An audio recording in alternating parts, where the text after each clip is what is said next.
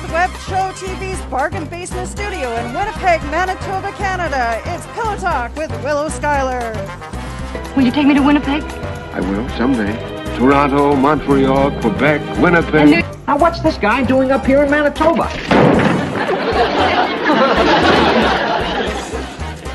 He was holding the map up. Every salvage mission that's been through this system has disappeared. Even those old pirates out at Winnipeg Drift say it's cursed. Cursed. Winnipeg's got a great ballet. You'll have a good time, I swear to God. Sweet guinea pig of Winnipeg! They've taken over our company! Balderdash! I never agreed to that! I should have stayed in Winnipeg, you know? I had a nice gallery, 3 paintings on the wall. Are you kidding? And you look back. Born home, Quebec. Drafted out of the juniors in the 5th round to the Toronto Maple Leafs. Played for a year with the Leafs, then traded to the Winnipeg Jets, then to Calgary, then to Boston. Wow. So Winnipeg must get pretty cold up there. That's it! Back to Winnipeg!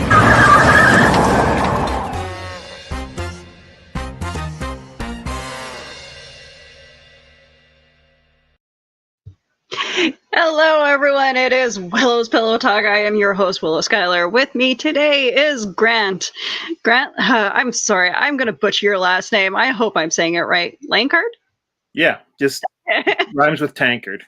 Okay. Think about what I drink a lot of. You have created the comic book Beowulf. Tell me all about it. So Beowulf is the story of a 13-year-old girl named Hazel who discovers that her cat, who is based on the cat we were talking about earlier, named Mooney, she finds out that he can talk, and she finds out that he's the reincarnation of an 8th century wizard when they have simultaneous visions of a dragon waking after a 1,000-year nap. So it's Mooney's idea to go recruit the reincarnation of the legendary warrior Beowulf, who unfortunately has been reincarnated as a 30-something slacker. He'd rather be sitting around watching TV and drinking than slaying dragons. Now, is that character somewhat relatable to you in any way, or? Yeah, I think at some point in my life I was kind of a slacker. Maybe not as much now that I'm married and have stepkids and have to work on my comic book every day. Otherwise, your wife gets mad. Right, exactly. So, how long have you guys been married? Well, we're actually not technically married. We were going to get married over quarantine, so I just refer to her as my wife. You guys are married already, so don't rush it. we were supposed to get married like sometime over the summer, but obviously we couldn't do that, so I just call her my wife, and I have a ring and everything, so that's great. Hi, Teresa. Good to see you. Hey, Teresa. You definitely are, yeah. Teresa's very nice. Hi, Mark. Good to see you. Thanks for stopping by the way. It's he has a show later on called Now What. So okay. He knows a good DJ. So if you want, well, you're gonna have to come to Winnipeg if you want to hire him. But I'm sure he could travel. Destination wedding in Winnipeg. Usually people travel south for destination. Yeah, you don't want to come up here for winter. Right. Maybe does it get nice in the summer? We have really nice summers, though. Like our summers are very comparable to that of Florida, just as humid. Yeah. I do really love Canada. I feel like they have their act together better than the United States. I wish I could. I wish I could agree. Like there are times where our government just needs a kick in the ass. So. Oh, yeah. Yeah, I mean, I don't know as much about it as as I do United States politics. I guess like the grass is always greener on the other side. Maybe. Yeah. It seems like you guys have your act together better. Well, like definitely like with somewhat of with the human rights stuff. Like we definitely are getting better. But it really depends on who's in power and what the person in power, their policies are and what their beliefs are. We definitely with the LGBTQ community, we have the Liberal Party in power right now, who are very much for the rights of the queer community. And then, of course, we have like those who are in the Conservative Party who will vote against all the stuff that they're trying to put forward. And yeah, so it's a struggle constantly, but that's kind of what the U.S. is too. We have the NDP wanting to fight for or the new Democratic Party. They're trying to fight for Medicaid for everybody, like a broader medical system for everyone. And the Liberal Party that's in power right now voted against it. So yay. Well, now, I mean, yeah, that stinks. But I know it's in Canada. It's controversial whether or not they'll pay for like prescriptions. But I mean, at least you guys have like health care. I mean, the United States doesn't even have that. We have it in where our taxes pay for a good portion of our health care, and which is nice. But like we're still fighting for certain things that should be covered, like certain medications that, for whatever reason, gets taken off the list. And it's like, diabetes, medication for diabetes that still should be on the list, but isn't. Yeah. And then, of course, like some other medications that help people with their mental state. Yeah. Isn't being covered, and it should. So I don't know. And then but I don't know. It's like it's different with each province too. And interesting. So we have where I'm from, Manitoba, we have our Manitoba Health, which covers a certain percentage of our health coverage. Right. So that's kind of like our benefits. But if you have a job, that covers your benefits. Okay. So that's like getting double. So it sounds like you still have to deal with a little bit of for-profit. Yeah. Yeah. Unfortunately, like when it comes to Starbucks, like Starbucks gives me good benefits. That's why I've lasted there for so long. Yeah, I've always heard that about Starbucks. Starbucks is great. Like that's the one thing about Starbucks that I love is how well they do take good care of us. What sucks is my husband works for the city. He's a bus driver, and I have better benefits than he does. So yeah, if working for the city, he would get good benefits.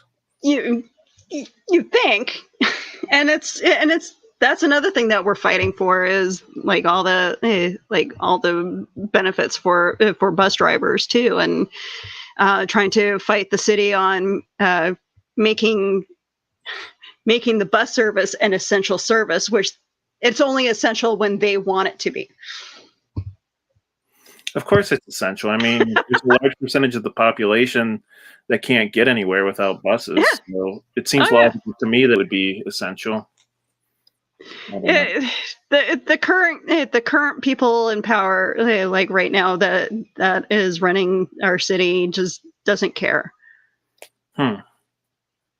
and it shows with each decision that they make. And yeah, I wonder what the argument for saying that a bus driver isn't essential. I don't know. Honestly, I don't know. It's like we need someone in power that knows like the transit system and what they go through on a daily basis. And it's almost like because nobody works for the government that takes the bus, it seems. Or they may only take it for like 15 minutes so they don't see what actually goes on.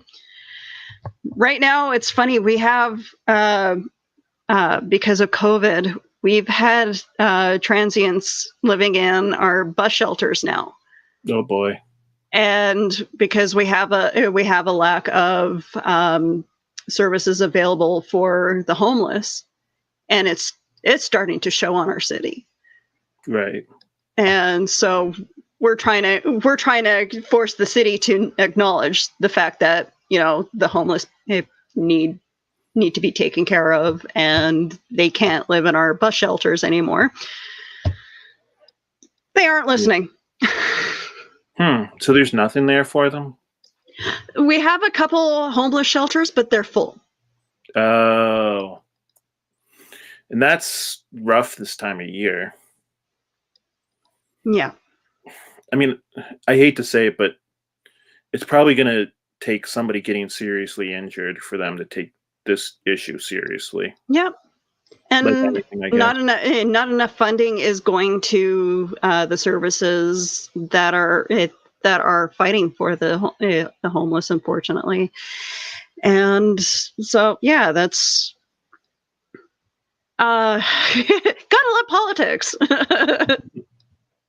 Well, I don't think we were really talking politics. I mean, I think everybody agrees that there shouldn't be homeless people, or if there are homeless people, they should be taken care of.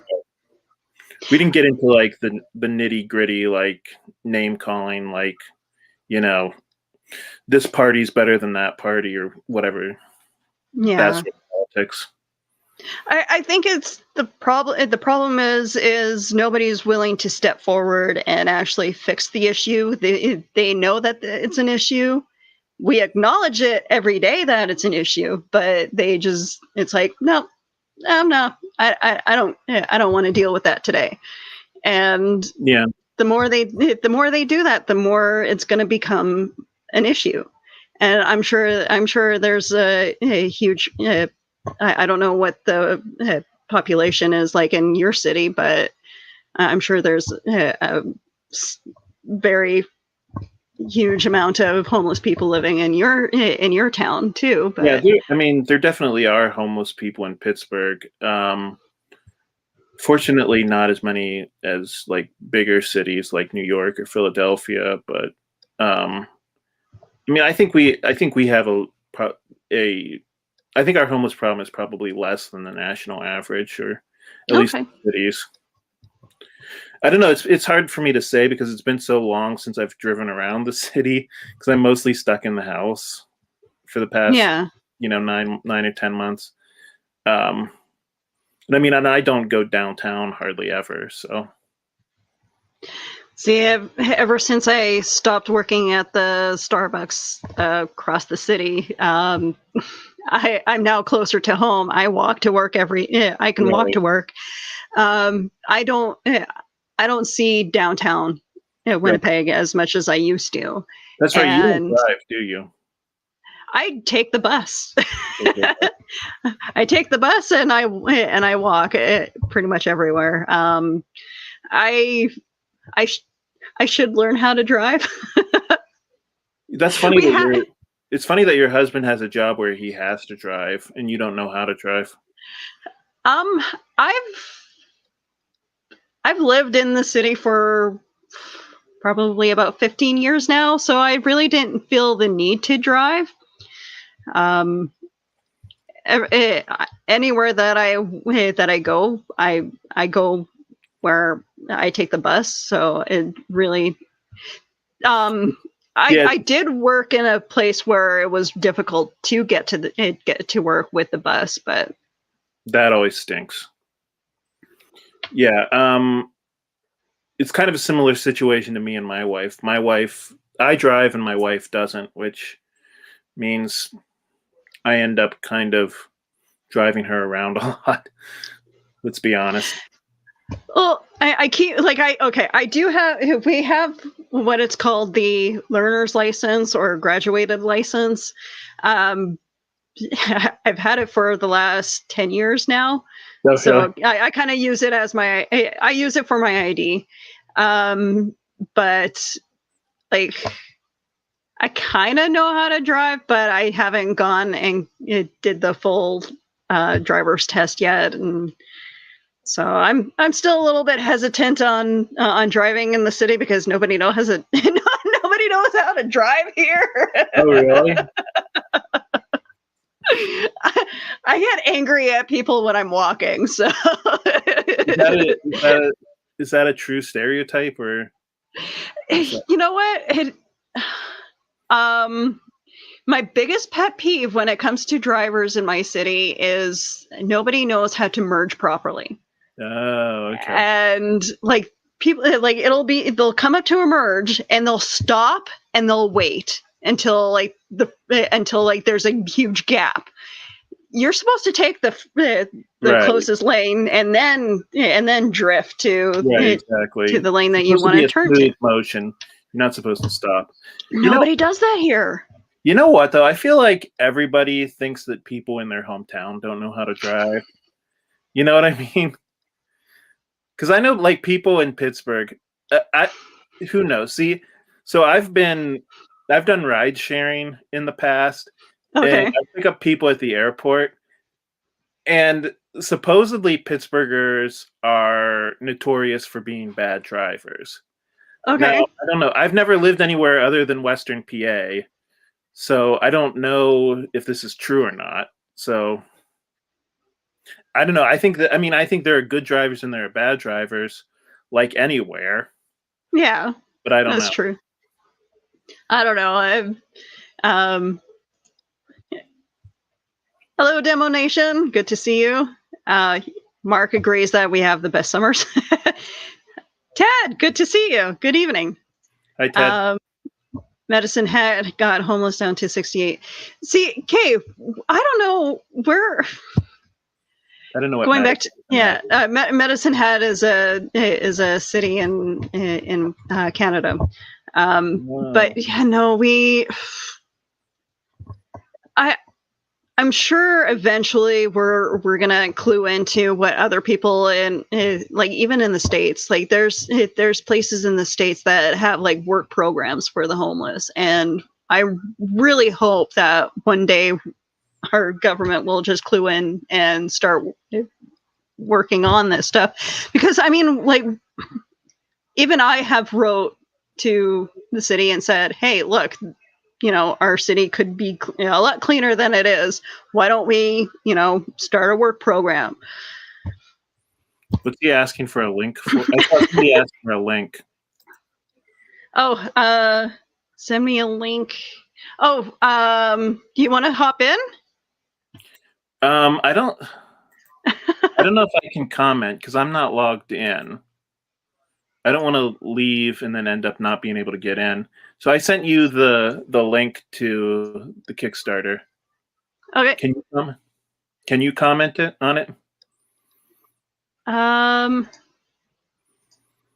Yeah, here I'll do the Kickstarter link here. Thank you so much. No problem. All right. Yeah, I'm sorry. I didn't mean to take that. Oh, no, that's okay. So that's just gonna go out. So for Grant's Kickstarter, I'll actually do this, and I think you'll like my Kickstarter All right. with hats on it. I'm having issues tonight, apparently. Give me a sec here. Well, okay, so what got you started with Beowulf, or actually, what got you started into creating comic books? So I grew up in the 90s, which was a crazy era for comic books. That was when comic books were selling like a crazy amount. A lot of the comic books from that era weren't very good, which, looking back on them as a grown man, I can see that they weren't very good. But at the time, I thought they were amazing. Guys like Rob Liefeld, Jim Lee, Todd McFarlane. I loved those guys.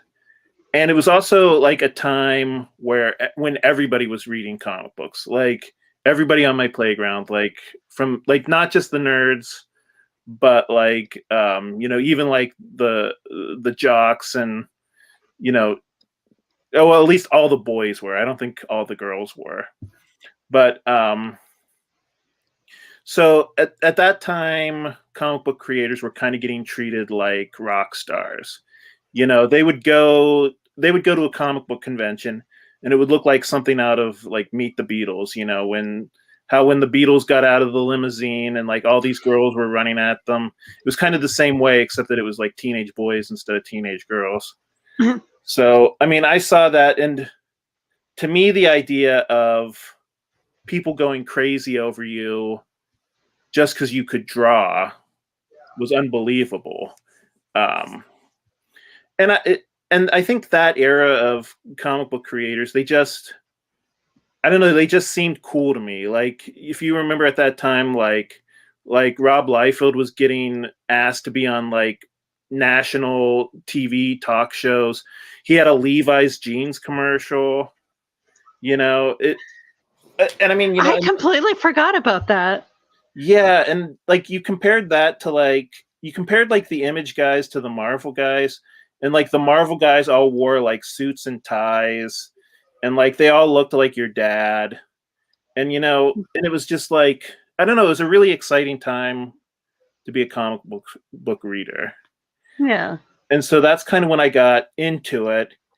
And then, of course, when I graduated from high school, I got the proverbial, you need to find a real job. So I hated hearing that when I was a kid. Yeah. I absolutely hated that. Yeah. So I ended up going to school for graphic design because that seemed like kind of like a compromise, like sort of in the middle, like it was still creative, but you still worked in an office. You still got a regular paycheck. It felt a little bit more legitimate than being a comic book artist, but it didn't feel as stiff as like maybe being an accountant. But I don't know. I still do some freelance graphic design, but I mean, almost immediately once I got out of college, I realized, okay, this is not for me. What I hate about being a graphic designer is having people who know nothing about design tell me how to design stuff. Yeah. There's no creative control in that field whatsoever. And yeah, I couldn't handle that. So I've been doing like anthology comic books pretty much since I graduated from college back in 2008. But I always wanted to try doing like a longer story, but just never had the time. And I mean, I guess that's the one good thing about the quarantine, right? Everybody has time now. Yeah. That's just it. Like I think a lot of us have, decided to try to keep ourselves busy in some fashion. Right. So it's like just what do nerds do? Let's all start a podcast. Right. A lot of people are starting podcasts. A lot of people are picking up hobbies or they're doing hobbies that they used to do but got out of. So I mean, there are some good things to it. I mean, I hate to look at it like that just because, I mean, obviously people have lost their lives. But it's nice that I feel like it's given people time to like look at their life and re-examine it. I completely agree with you. Like, I know you said that with Brian K. Morris last week. You were saying that to you it was a way of like pausing and looking at yourself, and I completely agree. And it's like a lot of us have decided, no, what we were doing at that time, we didn't want to do anymore. So, we all kind of shifted into doing something that we really wanted to do. And do you mind if I ask what got you into this? I always wanted to do a show. Like I grew up watching late night television. Oh, okay. And I've always wanted to.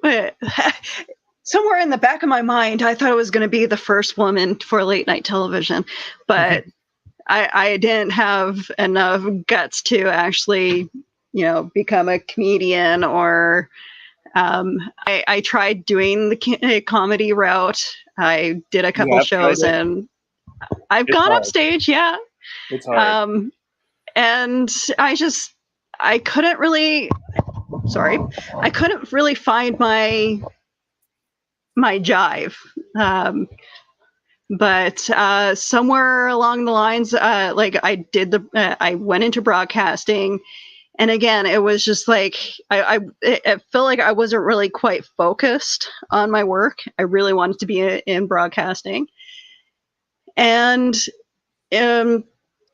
I did online broadcasting for several years. I did the online radio stations, and I really enjoyed this. And most of all, I think I enjoyed hanging out with people and getting to know them. It seems like you're good at it, and it seems like you're getting a following now. So I've been doing this for like 14 years. Oh, really? Wow. I got into I did broadcast. I did the broadcasting school thing in 2006. And then that's when I found online broadcasting, it started with Blog TV. Blog TV was a Canadian site where people were doing shows similar to what I'm doing. And then it became very popular in the States as well. So Blog TV expanded and got sold and became an American thing. And then YouTube started, and that became popular. YouTube is pretty cool.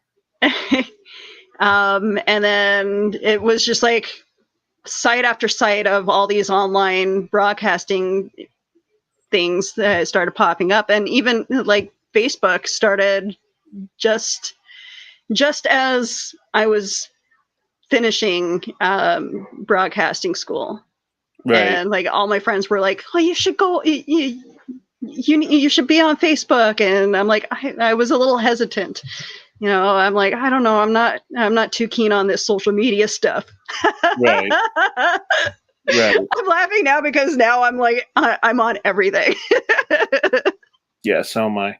Yeah, so when I started shopping around this comic book to companies, they were like, "Oh, it looks like a cool idea, and we really like the art.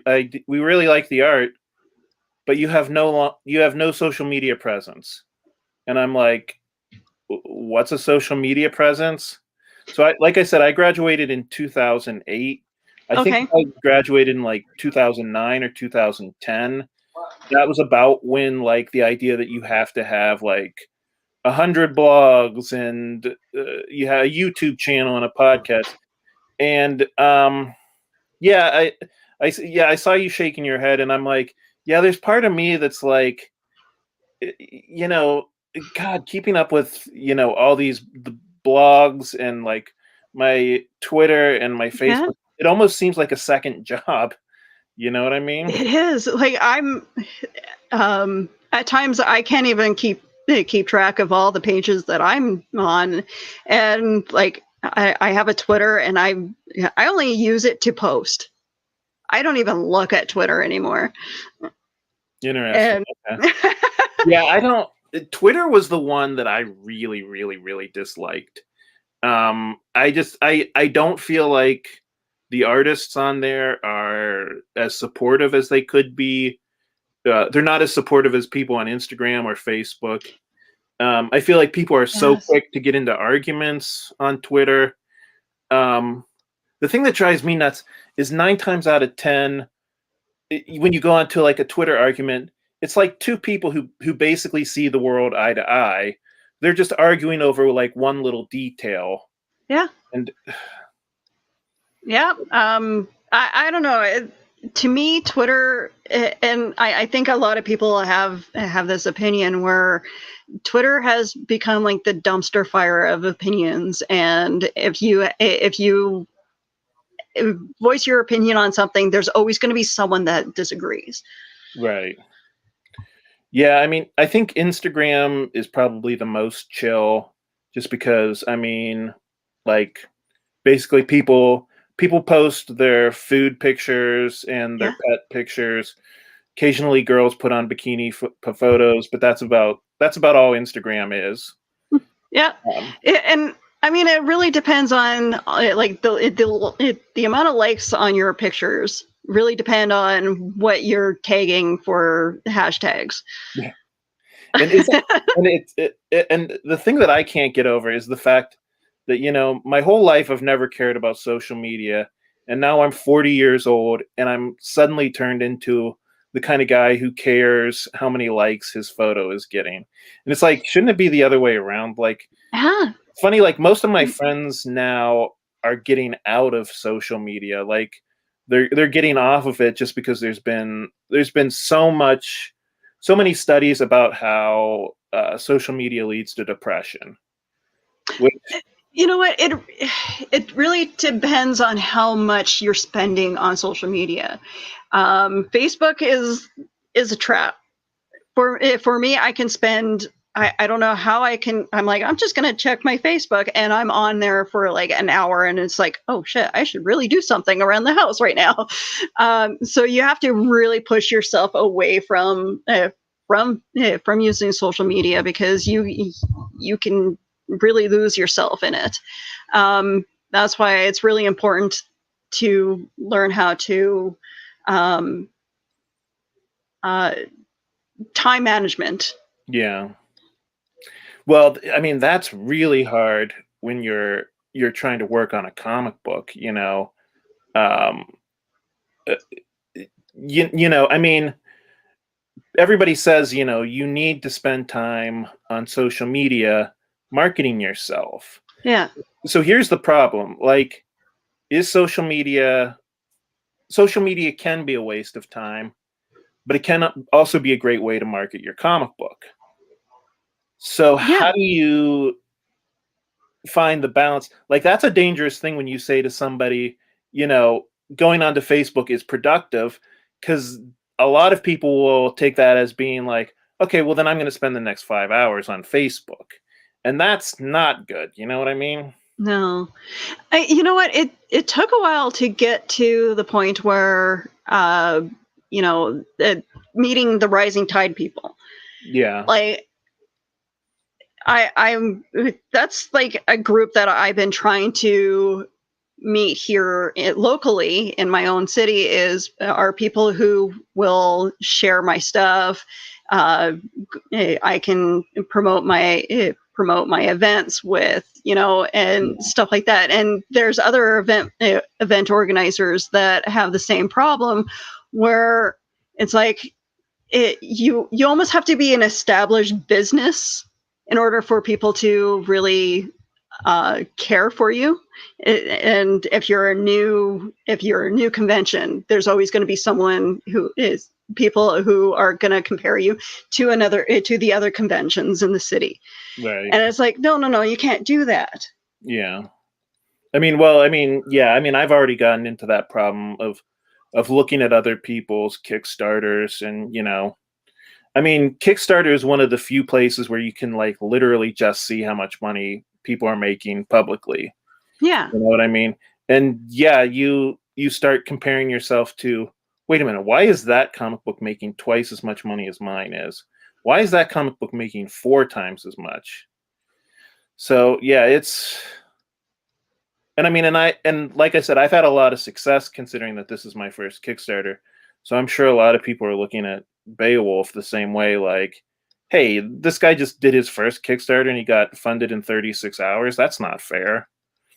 So, I mean, I don't know. You know what? You're not going to please everyone, unfortunately, and you have to learn that very quick. You can't bend to people's will of what they want from you. You have to do what you feel is best for yourself. Yeah. And that's, you know, something that I'm learning. Like, I'm a people pleaser. I will, you know, bend to, you know, everybody, and like, oh, you want this, you want, but that takes so much energy out of you. Yeah. And you don't have enough energy for you to even care for yourself at the end of the day if you keep doing that. Right, exactly. And I think fear of success is something that I've kind of grappled with. But in the grand scheme of things, that's a good problem to have. Like, if your biggest problem is that you're being successful and you're worried about other people looking at you and you know, getting jealous, that's a good problem to have. Yes. I know I definitely hate scroll through Kickstarter, like, why is that Kickstarter making so much money? Why is that Kickstarter making so much money? And like I said, I'm sure people are doing the same thing to Beowulf, but okay. Here's the thing with me. Like, I love comic books, and I'm not afraid to admit that what got me into liking comic books are like the sexy pictures of the women. Oh, really? And you know, like my first comic book that I ever got was Sheena. Oh, really? My mom bought it for me. And so I'm just like, oh, this is cool. And so yeah, sorry, go ahead. Did you have the Marvel swimsuit editions? No, you know what? I actually had the comic cards at one point. Oh, really? Actually, I have the Women of Marvel comic books, comic cards. So yeah, no, I had a couple of the swimsuit cards for the longest time, and that's actually how I learned how to draw, was like drawing women mostly. And I wish I would have kept up with it, because I really wanted to become an artist and work for Marvel. Yeah. That was my dream. Yeah. I was always too scared to buy the Women of Marvel comic books. You know what I mean? Because like I was always scared of like the guy at the counter like giving me the judgmental eye. I'm sure it was all in my head. Like, they don't care what you buy. You know what? I bought the heavy metal magazines. Heavy metal, yeah.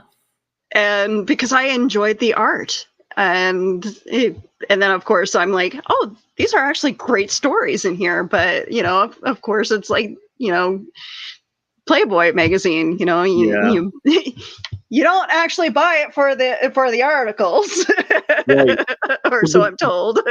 Now they don't, but now Playboy doesn't even have nudity in it, which is so, like, think about the irony of that. Like, basically, there's so much nudity on the internet. Like, Playboy is like, we don't need naked women anymore. We would actually make more money if we just sold it without. Like, anybody who actually buys Playboy now actually is buying it for the articles, because if you're just buying it to see naked ladies, you can just go on the internet and see that. Yeah. See, that to me is very strange, because I've always liked the way Playboy was because it wasn't like grotesque nudity. Like, I don't know. I don't know what people's views of porn is, but I've always liked Playboy compared to Penthouse. But I just remembered. I think my mom is watching. I'm so sorry. She knows that I've seen Playboy. I'm sure she was in my bedroom when I was a teenager while I was in school, I'm sure. But my problem with Playboy is that the woman looks so fake. like everything about them is fake looking. You know what I Yeah. mean? Like I don't know. Yeah. Well, see, I think as it progressed throughout the generations, it really depended on who was running the magazine at the time. But Hugh Hefner had always said that he liked the girl next door look, Right? whatever that was to him, depending on the woman that he wanted to marry at the time or be with at the time. I mean, that's assuming that you live next to, a blonde woman with giant boobs, but yeah. Yeah, I don't know. No, I don't know. Like, I've never understood the fake boob thing myself, but that a lot of women are like, but it gives me confidence. I'm like, from a woman who has big boobs, it doesn't bring you confidence, lady. Isn't that funny? Yeah. At least that's my reaction with them. So well, the funny thing is, like, I don't know if you've ever heard hairdressers say this. They always say, like, the women with curly hair come in to get their hair straightened, and the women who with straight hair come in to get it curled. Yeah, they've always wanted to. We always want what we don't have. So I mean, like, I have curly hair, and I fought with it for so long because it's annoying. But I'm starting to get used to the curls and trying to figure out how to take care of it now. I'm so not lady. I'm so not a lady at all. I've been a tomboy all my life, and I'm still trying to figure out. I'm still trying to figure out how to be a girl. Yeah, you said you read comic books when you were growing up. So would that have been the 90s? I don't know. I don't want to age you. No, yeah, that would have been the 90s.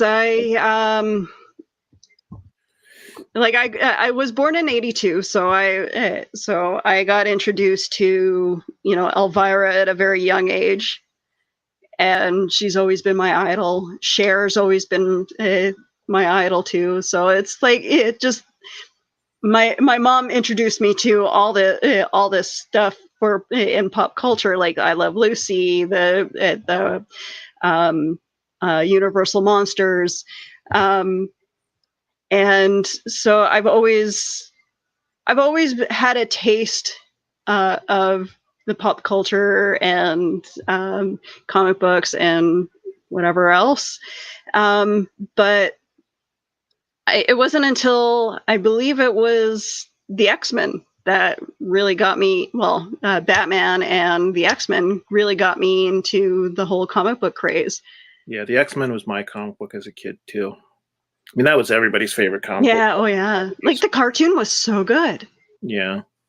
And even the Batman cartoons, like, so, like, you become, it's really hard pressed to find a good cartoon nowadays.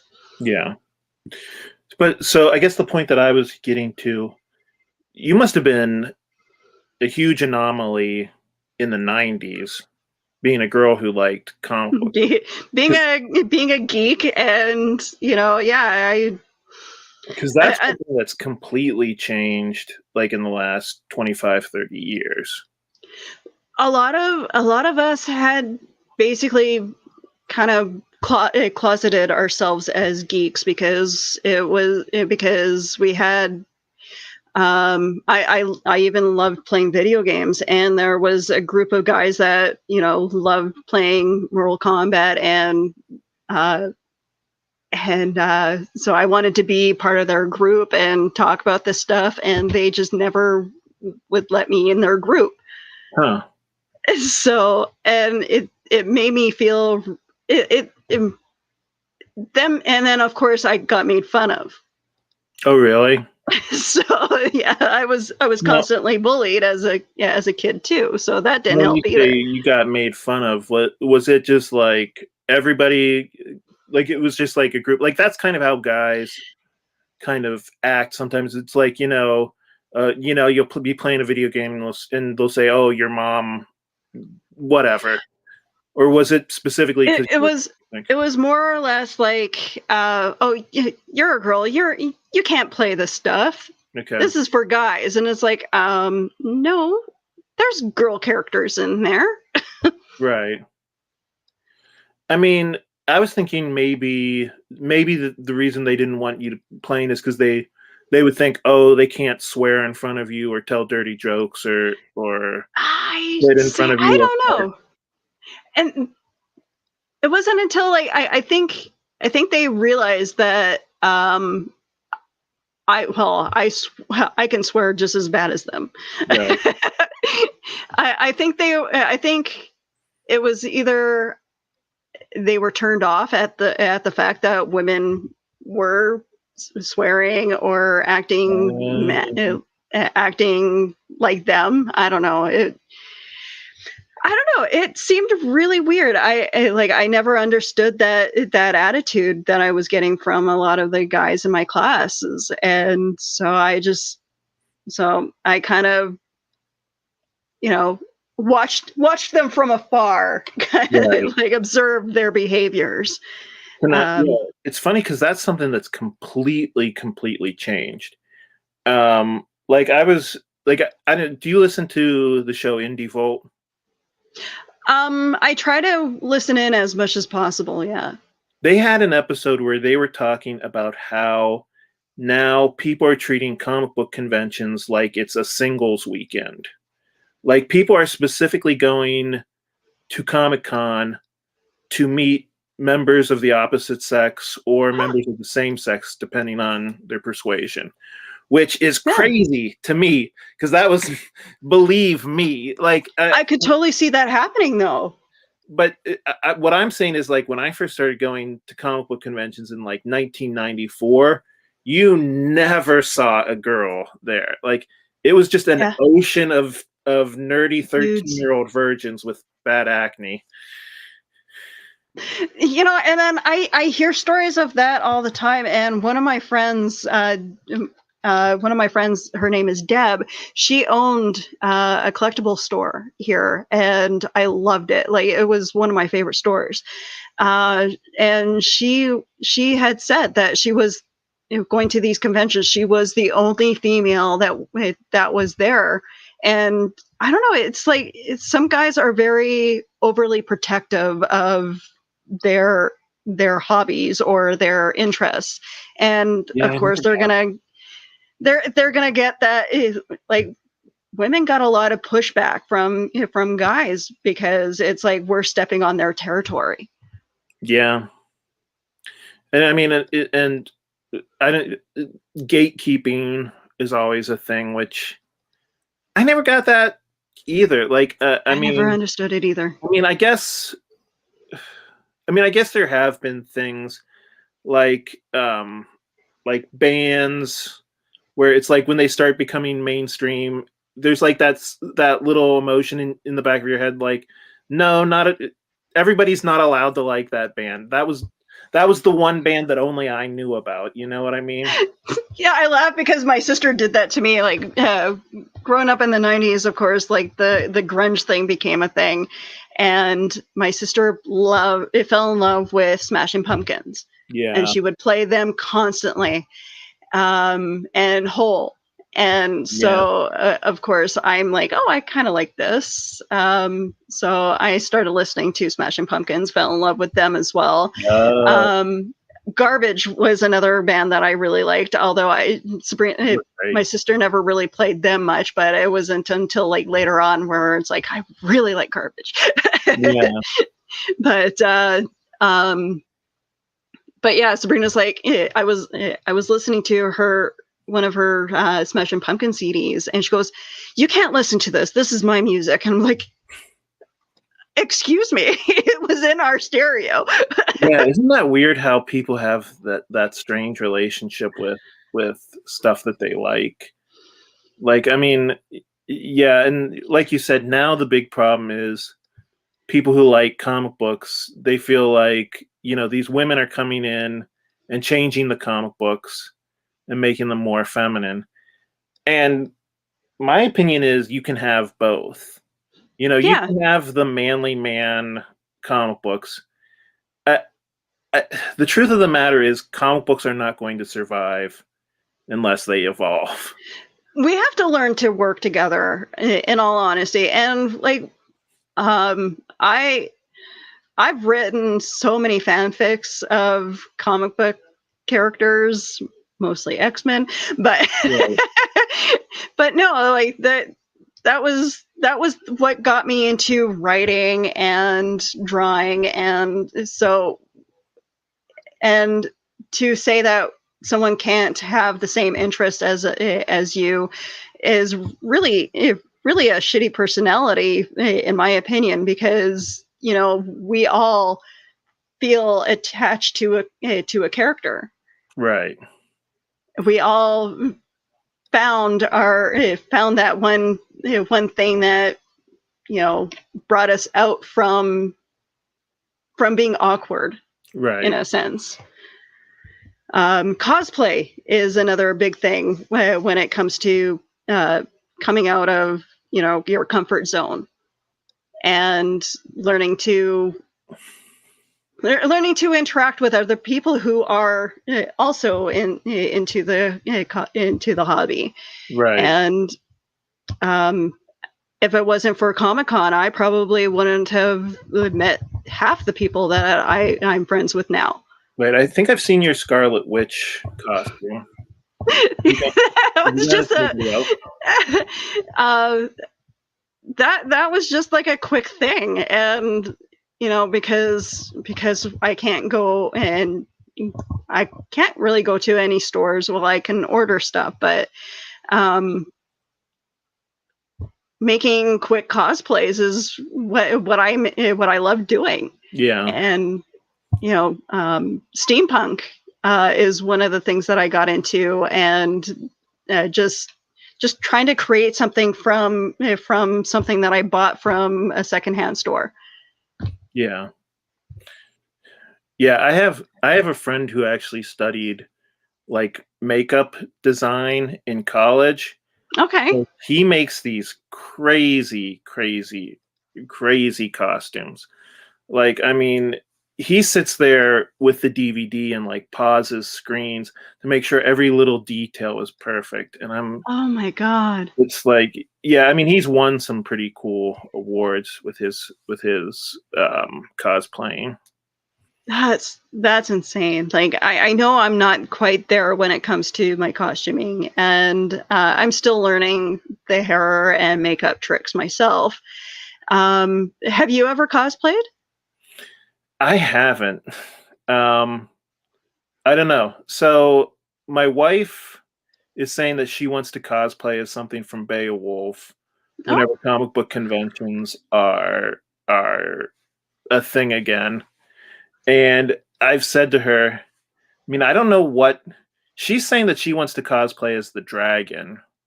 It could be interesting. She can.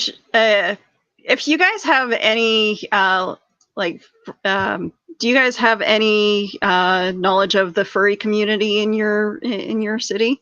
So Pittsburgh actually has one of the biggest furry conventions. So remember how I told you that I sometimes do ride sharing. Yeah, I worked the furry con in Pittsburgh the one year. It's sorry, I love this. My friend Borealis. I'm connected with the furry community in my city, so this is great. so for the record, I don't judge anybody for their. I do find it amusing, though. The furry community is actually great to connect with for anything costuming related. Right. I've learned so much. I actually have one of my friends made me a fursuit, actually. Really? Yeah. So I'll be taking pictures of Meowlin soon, hopefully. once the snow melts a little bit more, but the suit is just so warm to go. I can't do it in this. I won't be able to do it in the summertime, but springtime definitely will. I'll have to go out and get pictures taken. But yeah, no, connect with the furry community if and write back and forth of your ideas, because they are great to talk to. I just had a really horrible vision in my head, like of people dressing like Mooney. Like, I'm fine with people dressing like Mooney, just not doing any of the stuff in the bedroom if they're dressed like Mooney. I'm fine with people doing stuff in the bedroom, just not if they're dressed like my cat. You know what? Every fandom has their kink. Fair enough. Every fandom, and it's not just the furry community. Yeah, I mean, I don't kink shame. My philosophy is nobody wakes up in the morning and says, I choose to have this fetish. So therefore, I don't judge people based on their fetishes. Yeah. I mean, like, I'll dress up as a superhero character, and I've actually had guys tell me that, you know, oh, I really like Power Girl. I really find her sexy. And it's like, I'm happy you find that sexy, but I'm not one to, you know, pose naked as these characters. So I can definitely. I mean, Wonder Woman was even. I mean, do you know anything about the history of like the creation of Wonder Woman or anything? Like, yeah, it was literally created by a guy who was really, really into bondage, and he tried to incorporate that into every comic book that he did with Wonder Woman. So, like, you know, these parents were buying this comic book for their kid, and they're like, "Oh, Wonder Woman's trapped in this issue." You know, the bad guy tied her up, not realizing, like, and they were giving this to their kids, not realizing that that was the guy's kink. Now, like, what is it? 60 years later, you're seeing a lot more of it coming out, and you do realize that, wow, Wonder Woman is very bondage-ish. Right. Like, if you just read like one comic book, it might not be apparent. But if you read like 20 and you realize, oh, she gets tied up in all 20 of these stories, then it becomes like a little bit more apparent to you. This was what the guy was into. And I mean, like, good on him for having a relationship with two women during a time where, you know, it was very frowned upon. Yeah. But, you know, living that lifestyle, trying to live that lifestyle in private is exhausting, I'm sure.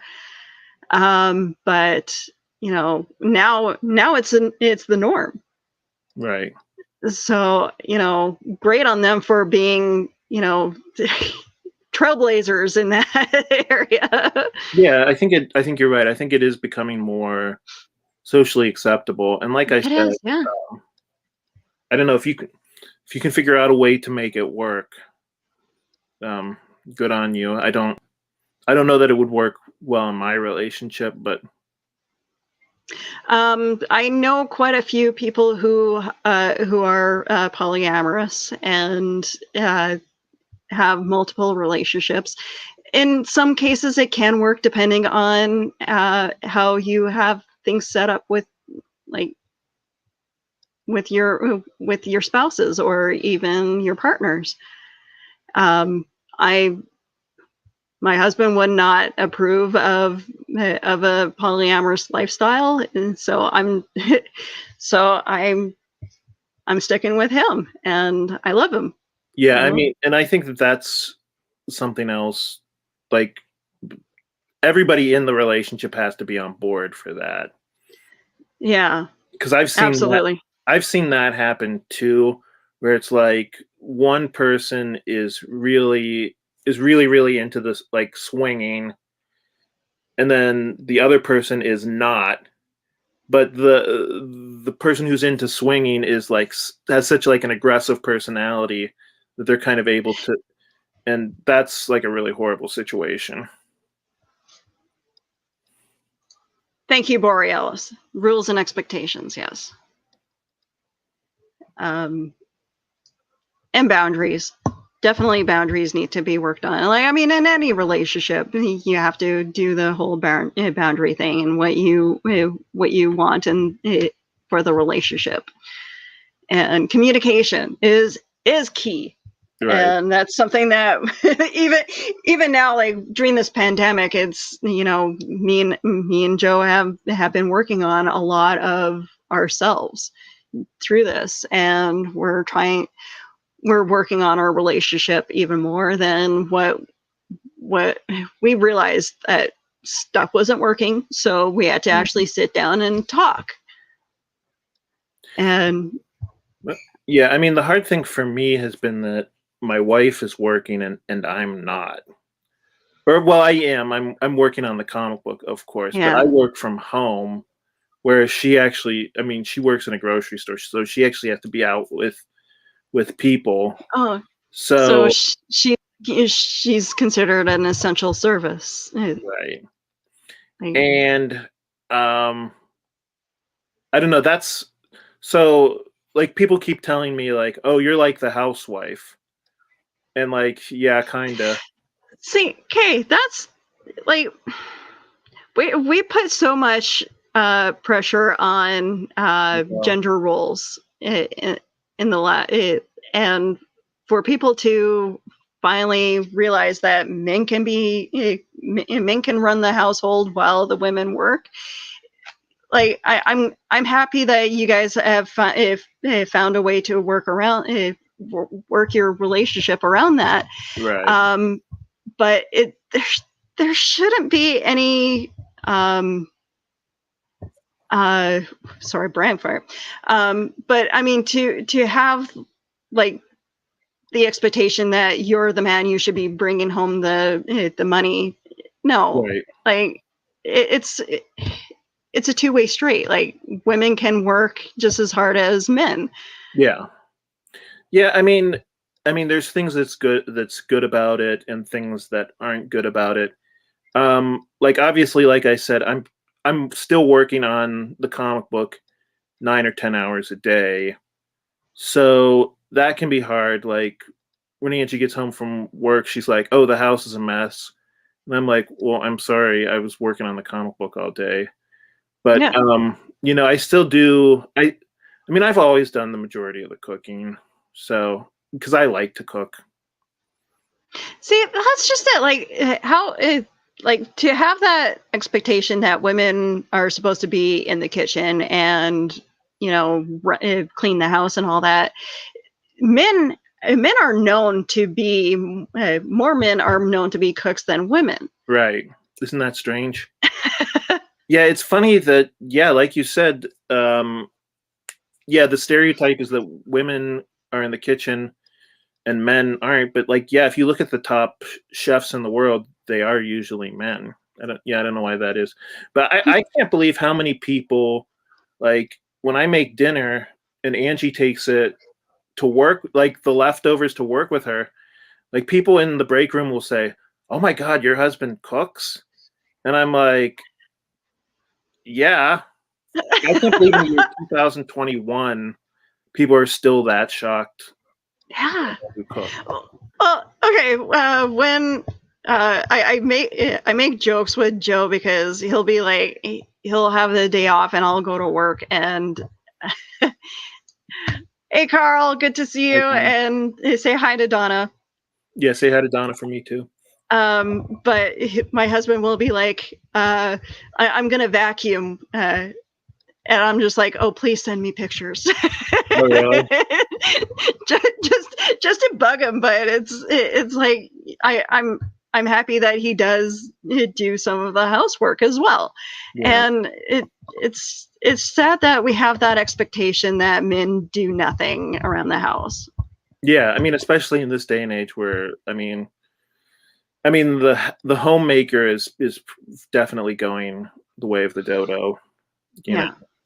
I mean, I don't think most couples can afford to have one person stay at home. Nowadays, no, it's definitely you have to, both of you have to be working, because even I have said several times that I would in my preference, I would love to stay home and be a stay-at-home mom. Right. I don't have any kids, but I would love to be, I would like to stay home and make sure the house is clean. Oh, I would love that. Food is on the table, and but I can't do that. It's just not a financial reality. No. No. And even with the housing market, we're trying to buy our house. We technically the agreement is that we pay all the bills.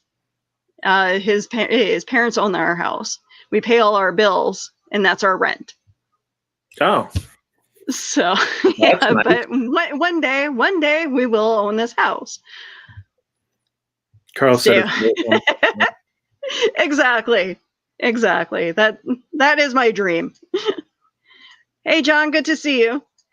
So what I was getting at with talking about my wife going to work while I stay at home, I think one of the big problems with a relationship where one partner works and the other one doesn't work is just that by the time Angie gets home from work, she's been dealing with people all day.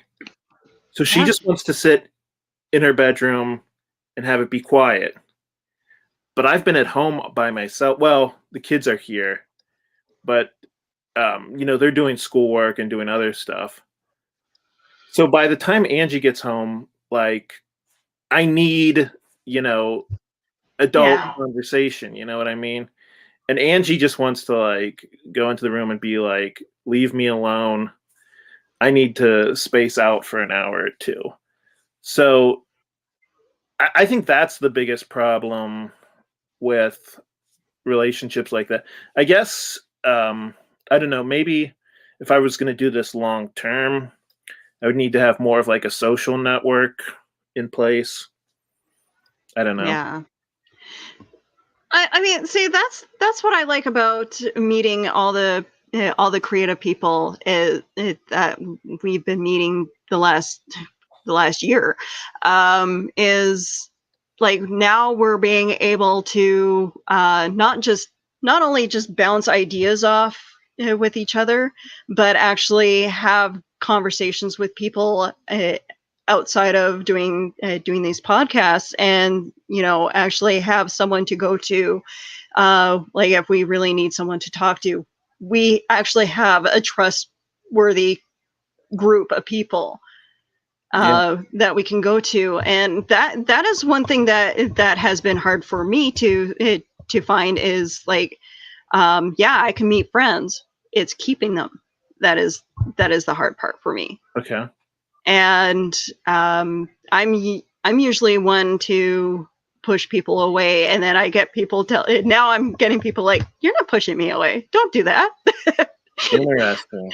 They'll actually now I have people like Ted and the Brian, and even the people that I broadcast with Hanging with Webb.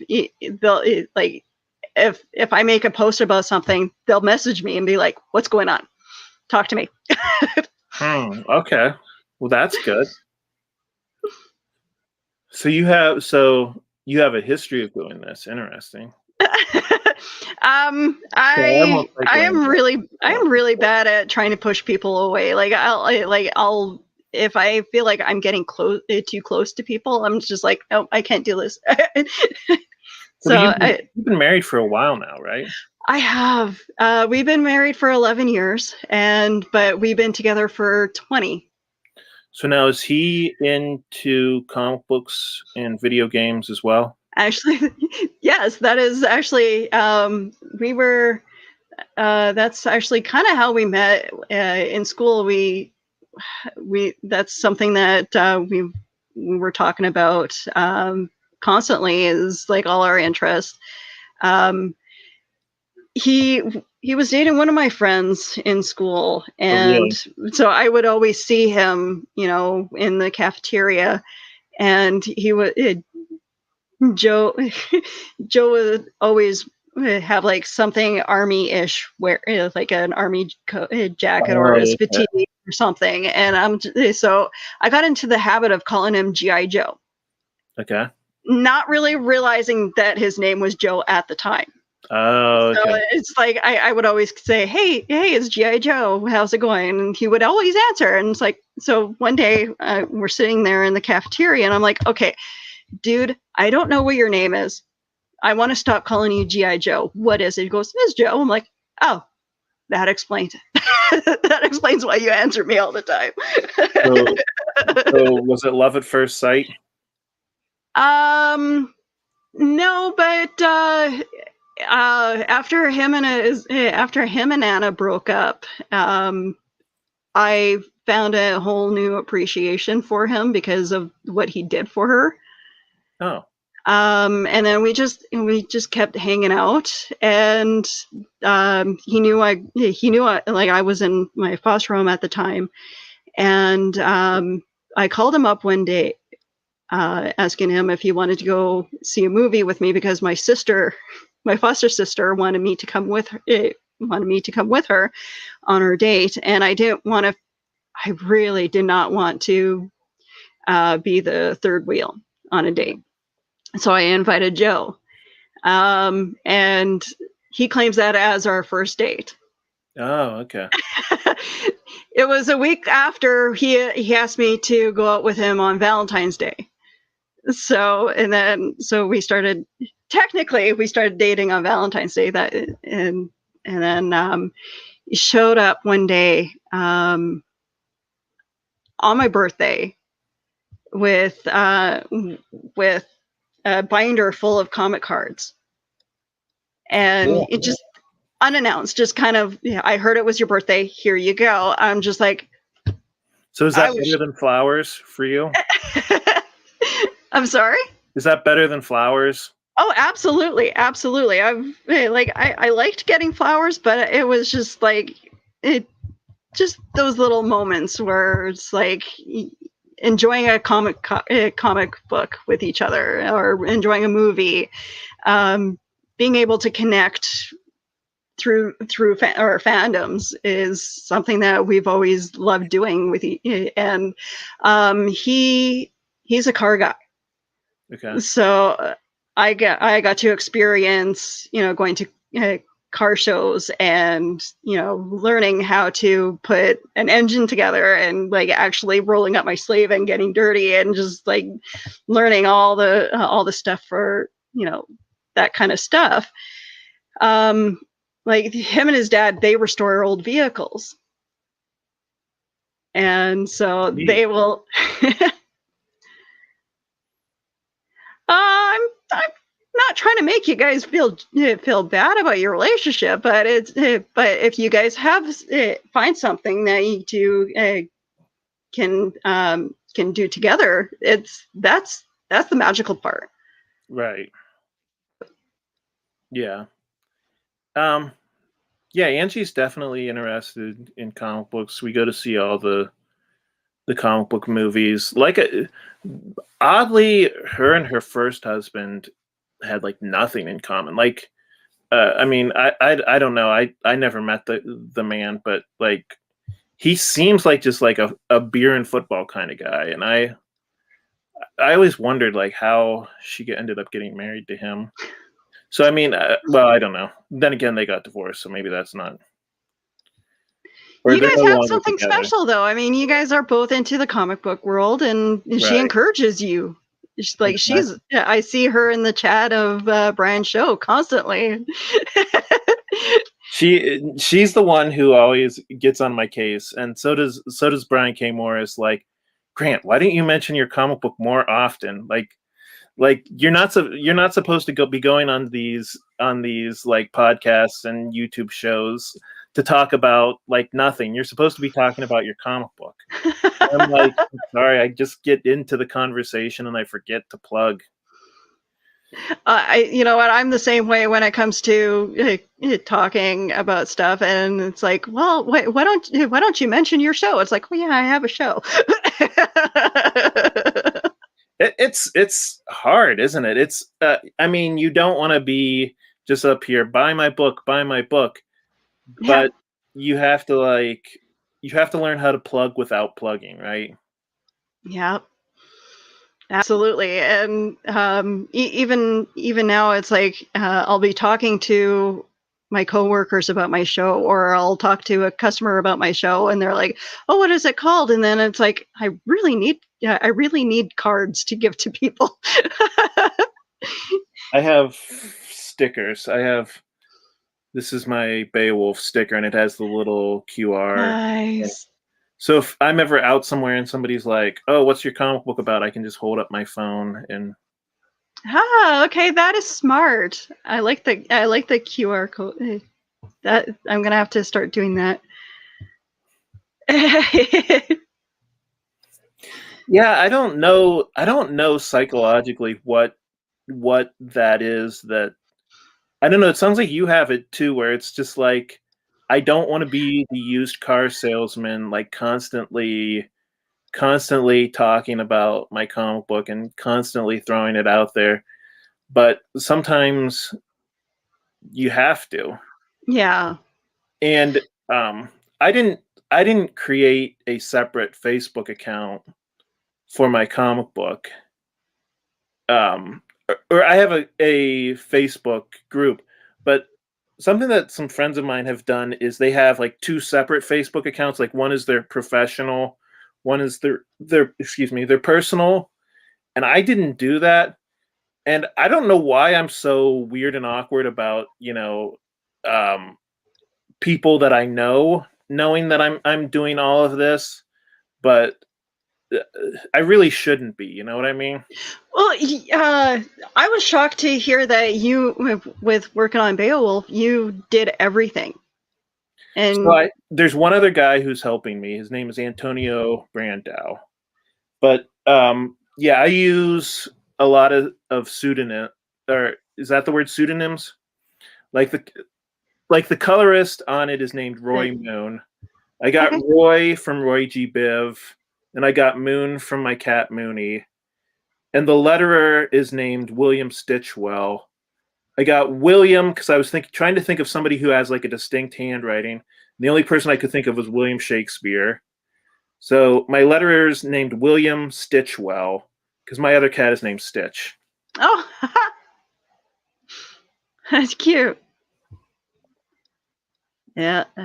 So I got Boreal saying I'm dumb. I would think he was trying to take my picture. Talking about the sticker on your phone. Oh, okay. But yeah, no, I definitely I need to order myself some cards so that I can start handing them out to people. Yeah, so we've been driving around taking these stickers to like comic book stores in Pittsburgh now. Okay. Always be promoting. Hi, Michael. Good to see you.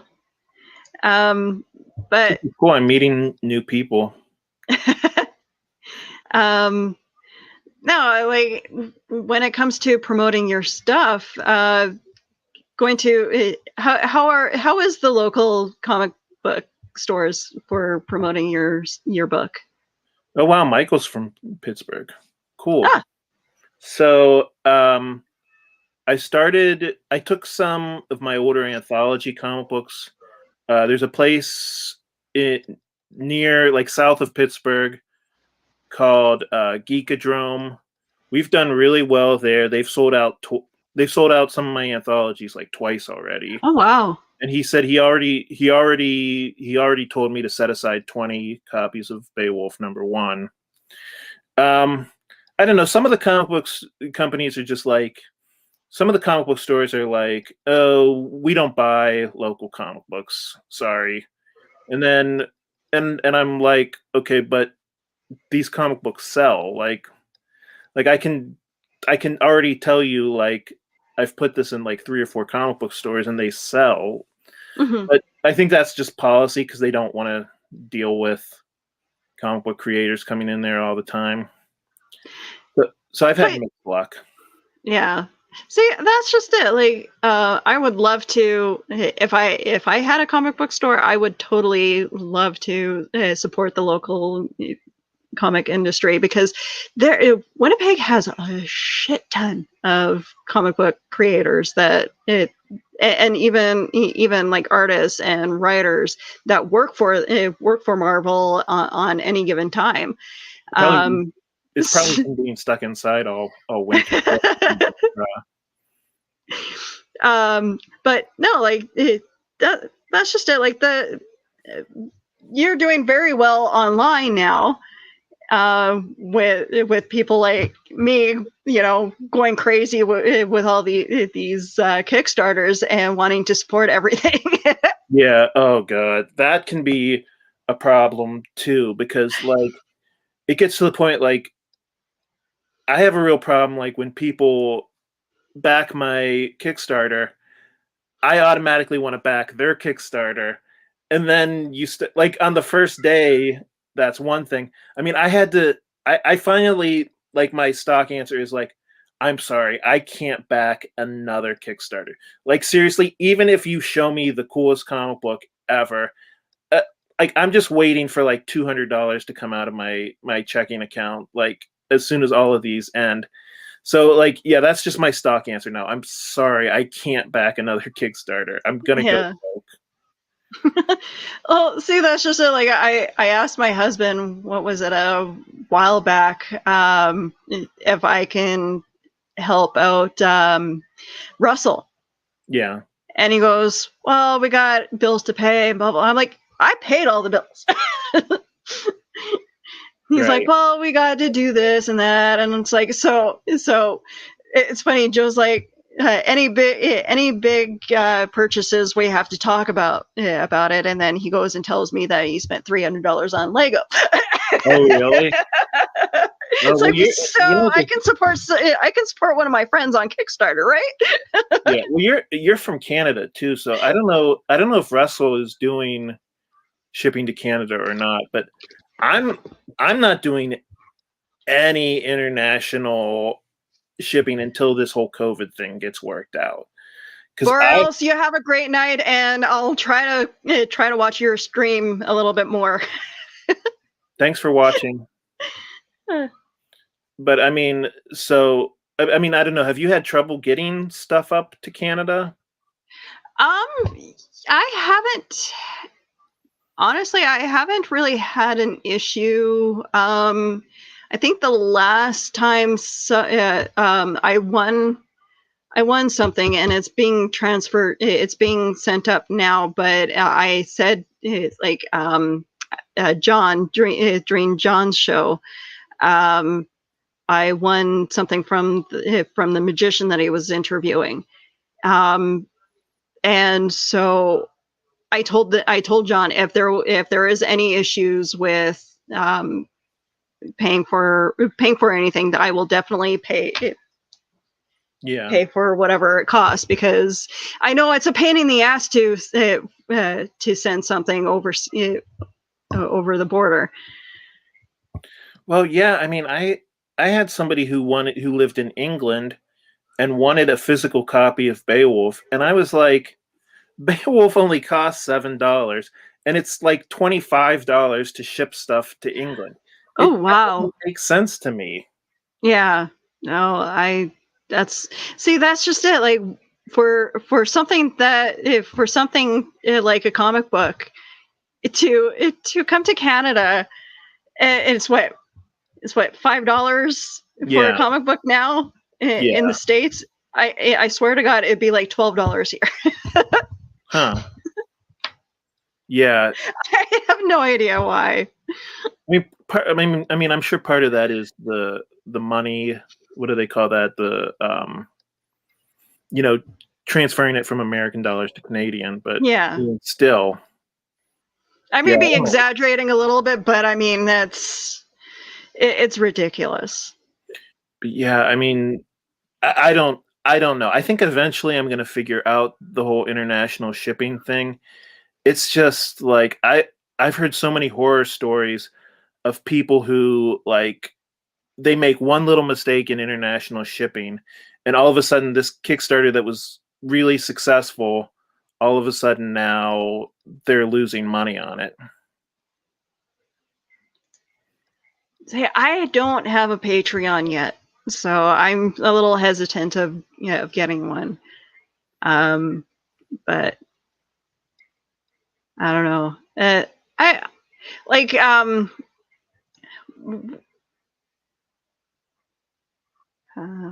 yeah. You know what? I think PayPal's a little bit easier to transfer money with though. But I don't know. It just I find that I just find that it's very like I'm a little hesitant of getting a Patreon because I don't want people thinking that they have to give me money for my broadcast, and and I don't know. I like doing this as a hobby. It's fun to pass the time, and I actually enjoy getting to know a lot of you guys, and actually.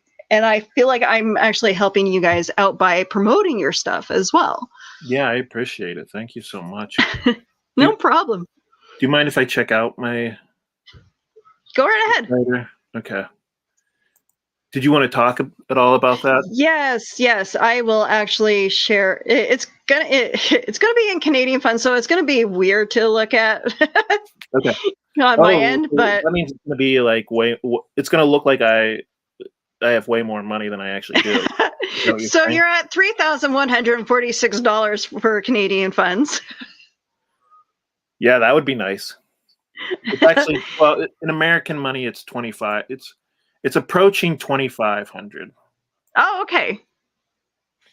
So you're at 138 backers, 17 days to go. You're doing really well. Yeah. So I'm way over the minimum, but like I've been telling people, I'm still pushing for it because the minimum was just to break even, and obviously I don't want to break even. I want to make money. Mm-hmm. So that's Beowulf. That's Victor. That's who Beowulf is reincarnated as. Okay. And then these are the sample comic books. You can also get the sample pages. I mean, you can also get these off of my website, which is monarchpublishing.net. And you're doing cross promotion with Russell, right? Right.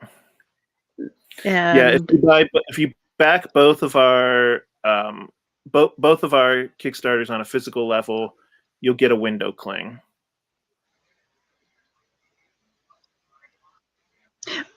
By the way, I was looking at this the other day. I love the nod to Elvira. Everybody brings that up. Yeah, the Elvira. I try to put stuff in the background that says something about the character. I don't know what the Elvira poster says about Victor, but he just loves Elvira. So this is what I was telling you about earlier. This is the if you scroll up a little bit, this is oops. Yeah, this is the outtakes video. Oh, okay. Did you want me to play it? Yeah, you can play it if you want. It's fun. It's short and fun.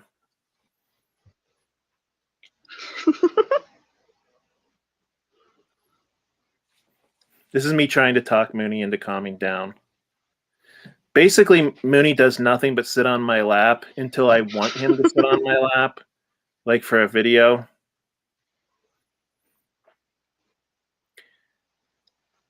Yeah, so this is Mooney. Like I said, he's almost 18 years old. And something about him just kind of reminded me of like a wise old wizard. Yeah. Oh.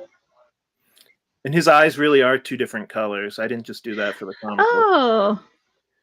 His left eye is bright blue, and his right eye is bright green.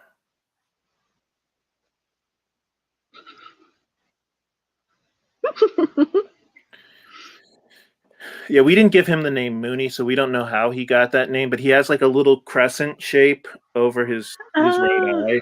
That's cute. That's how it's like he's all white except he has like a little patch of gray over his right eye.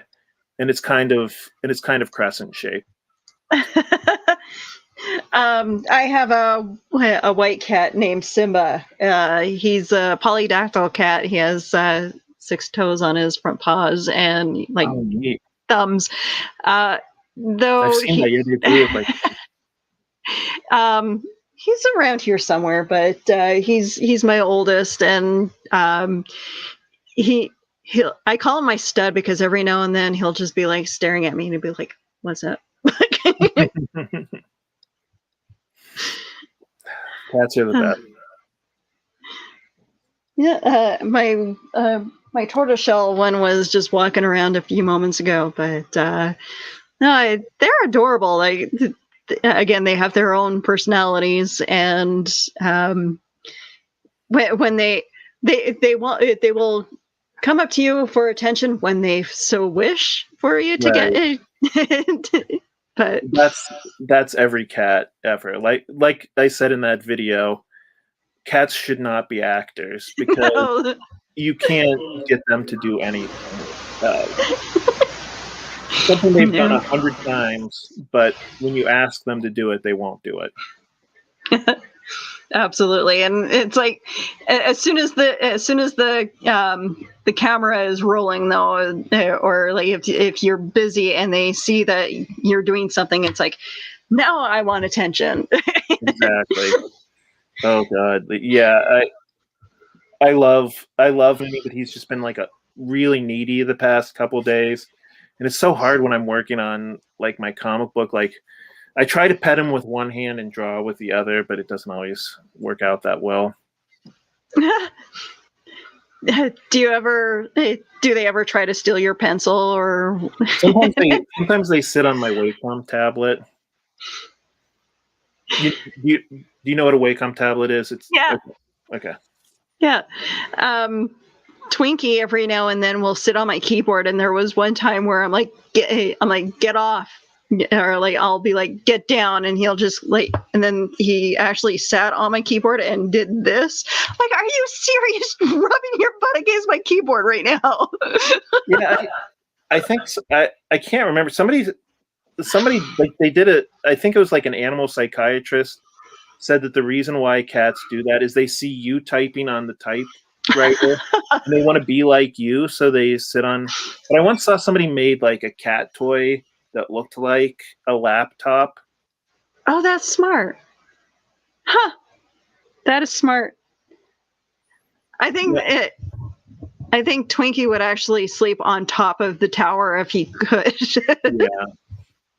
I always think like, I wonder what cats think we're doing, like sitting at our laptops for like hours on end. Do these cats think like it must like blow their mind, like, what are these humans doing sitting around wasting hours and hours looking at this little metal thing? I don't know, but I think Mittens has gotten to the point where it's like, hey, I can get attention from you, and I can show everybody my butthole.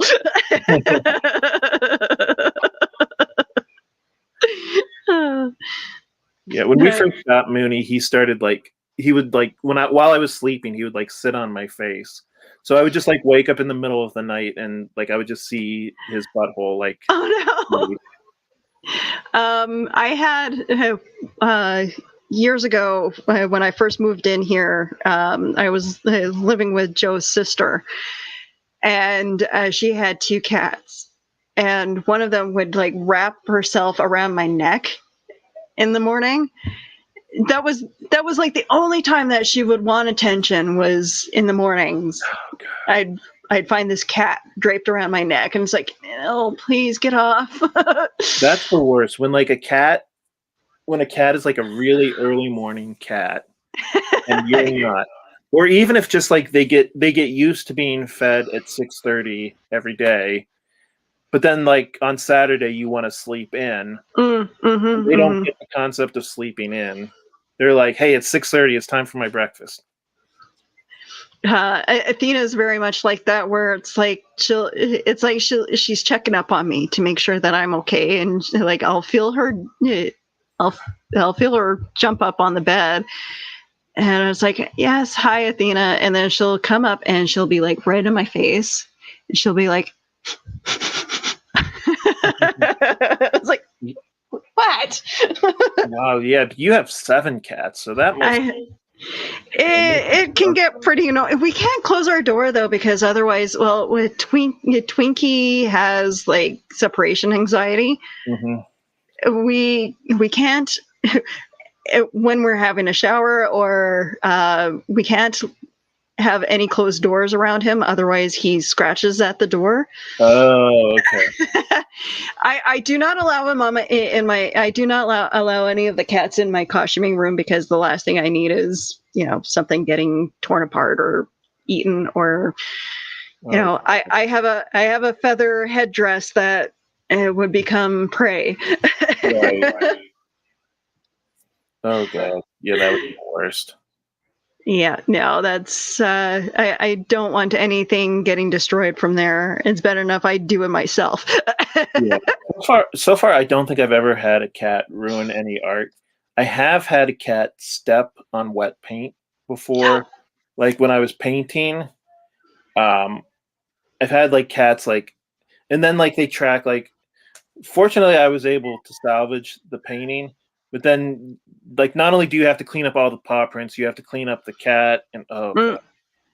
I dyeing my hair pink one time. I accidentally got Twinkie stepped in the hair dye, and so he was walking around with a pink paw for a while.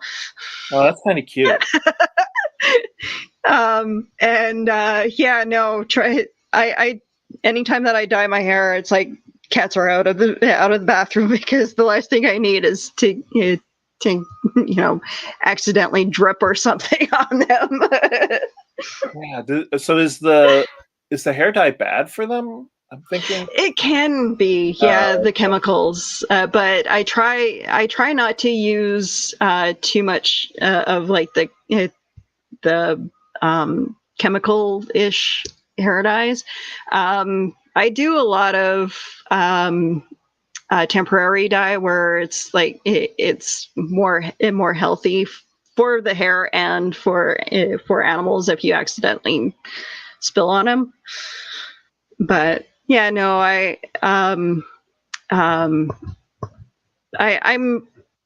like to experiment with color, just like John does. Right. I like the blue.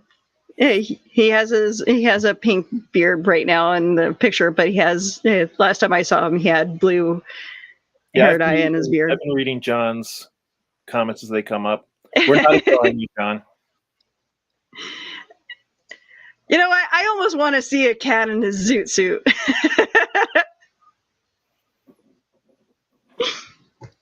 But yeah.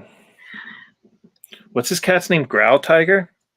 Growl Tiger. Yeah, he named it after a character from Cats. That's cool. Oh, okay. Yeah, no privacy with cats. Absolutely not. Especially with with my orange one.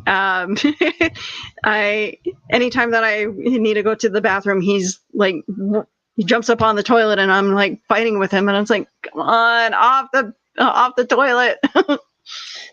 I swear to God, cats know when you want to be left alone, and they know when you're trying to take a photo of them. Do your cats ever do they like water? Yeah, they like water. Or well, what do you mean? Do you mean like playing in the sink? No, they don't like playing in water. In fact, earlier this week I had to give one of our cats a bath because he threw up all over himself. Oh. And he was like freaking out. Like I feel so bad for them because they make the saddest like meow in the world, and it's like I know that he needed to have a bath because he needed to get the vomit out of his fur. Yeah. But I still felt so bad like putting him in the bathtub. there was one time where, yeah, interactions, they sit watching, yeah, judging from.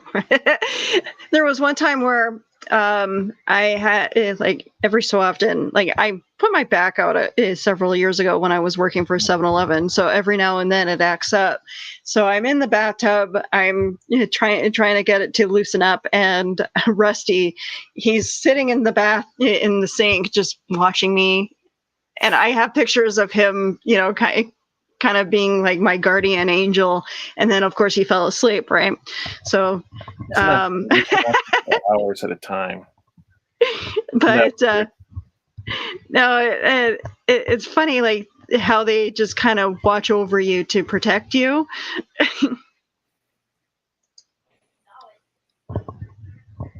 I'll tell you, used to jump in the bathtub. See, Kate, I have cats that actually like water, which is odd. Yeah, that's very rare. One day I was running a bath, and I left the room to get something. I come back, and Simba is like walking around in the bathtub while the water's going. I'm just like, seriously? That's funny. And then they'll always surprise you too. That's what I love about them. I don't know. It's weird. Like I never really used water to punish them either, so I guess they kind of got used to the fact that there's running water every so often here, and they'll play in their water dish all the time too.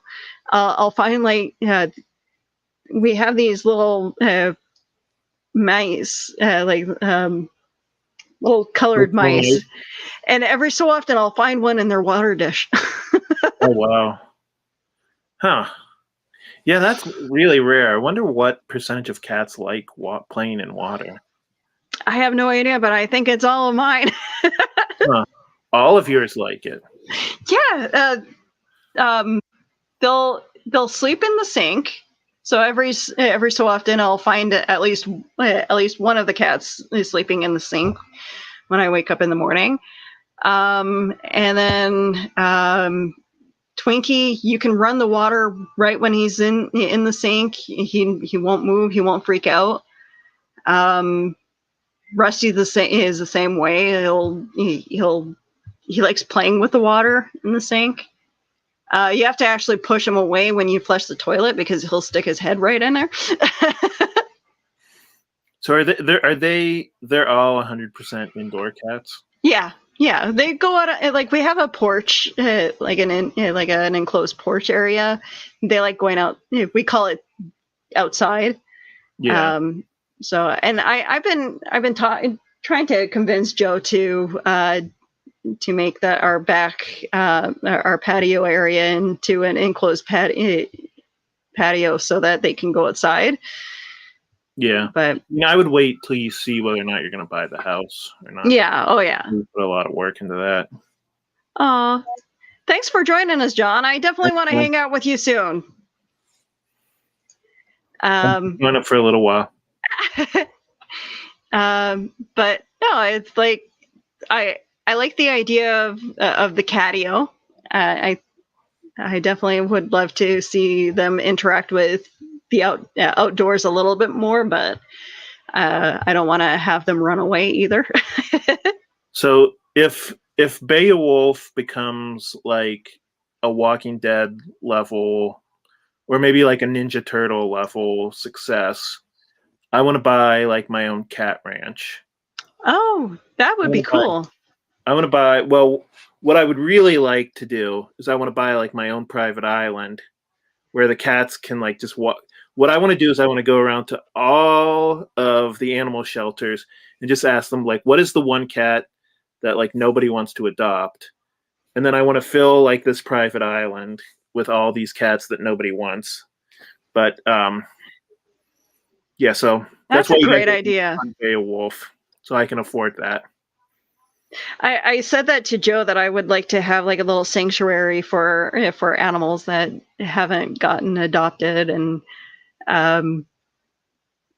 there's actually a place in Florida that I want to go visit, and I'm brain farting on the name now, but there's a famous writer that really loved cats. Hemingway, thank you. The Hemingway cats, yeah. And so, yeah, I definitely want to visit the Hemingway mansion and see all the cats there. But yeah, like I would love to have that as like a big area where I can adopt cats and or even dogs, like, you know.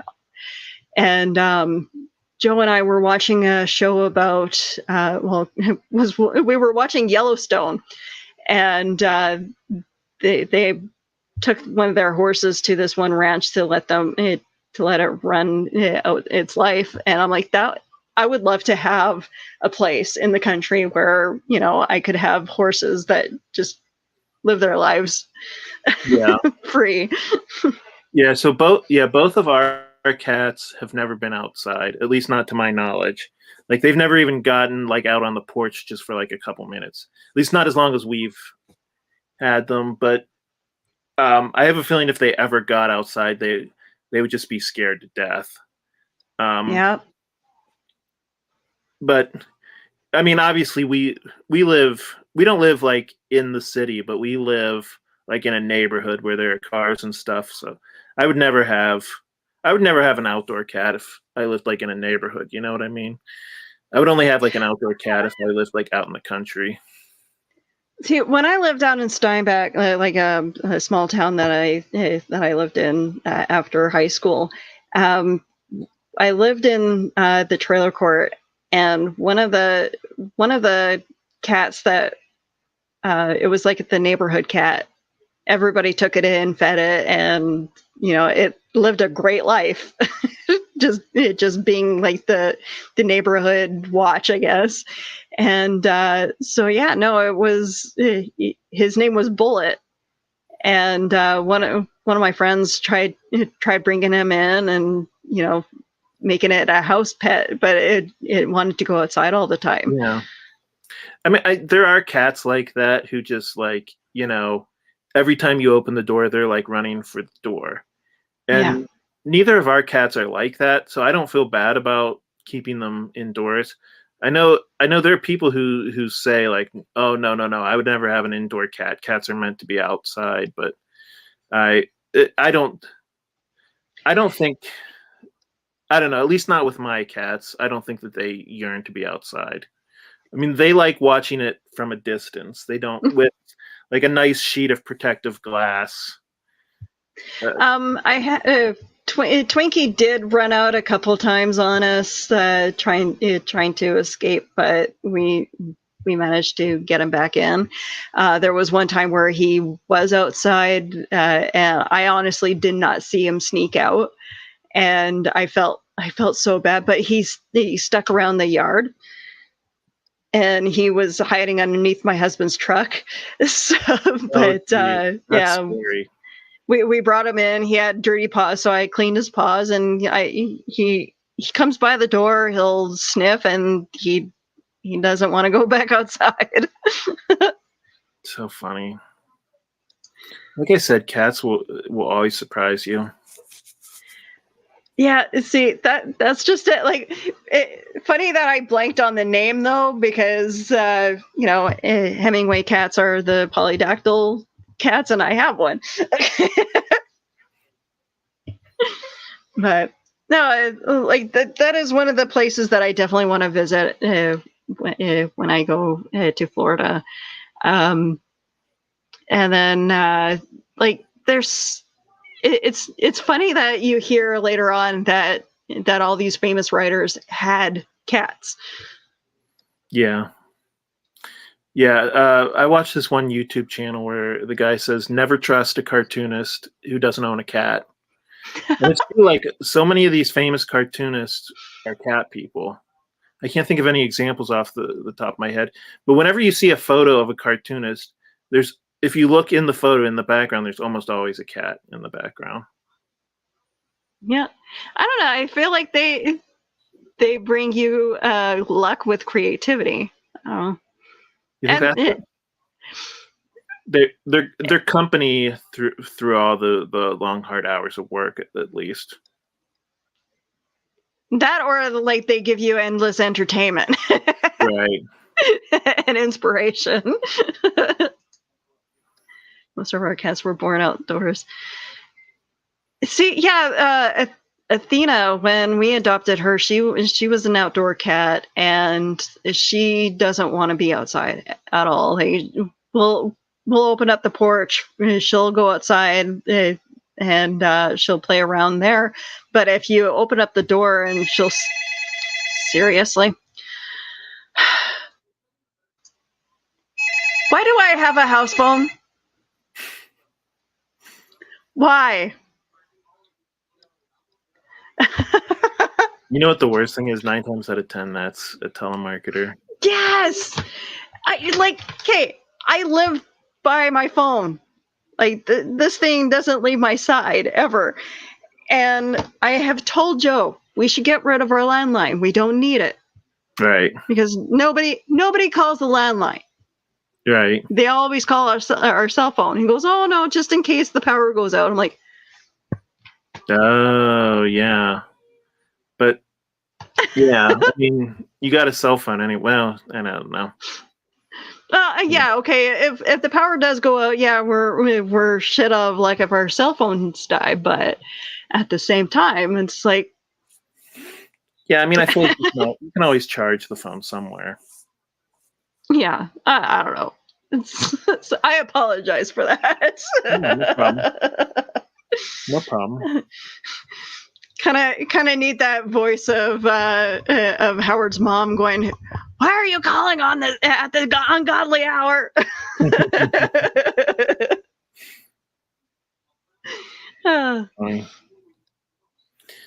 Yeah. It's not a good show until either you hear a toilet flush or the phone ring. Right.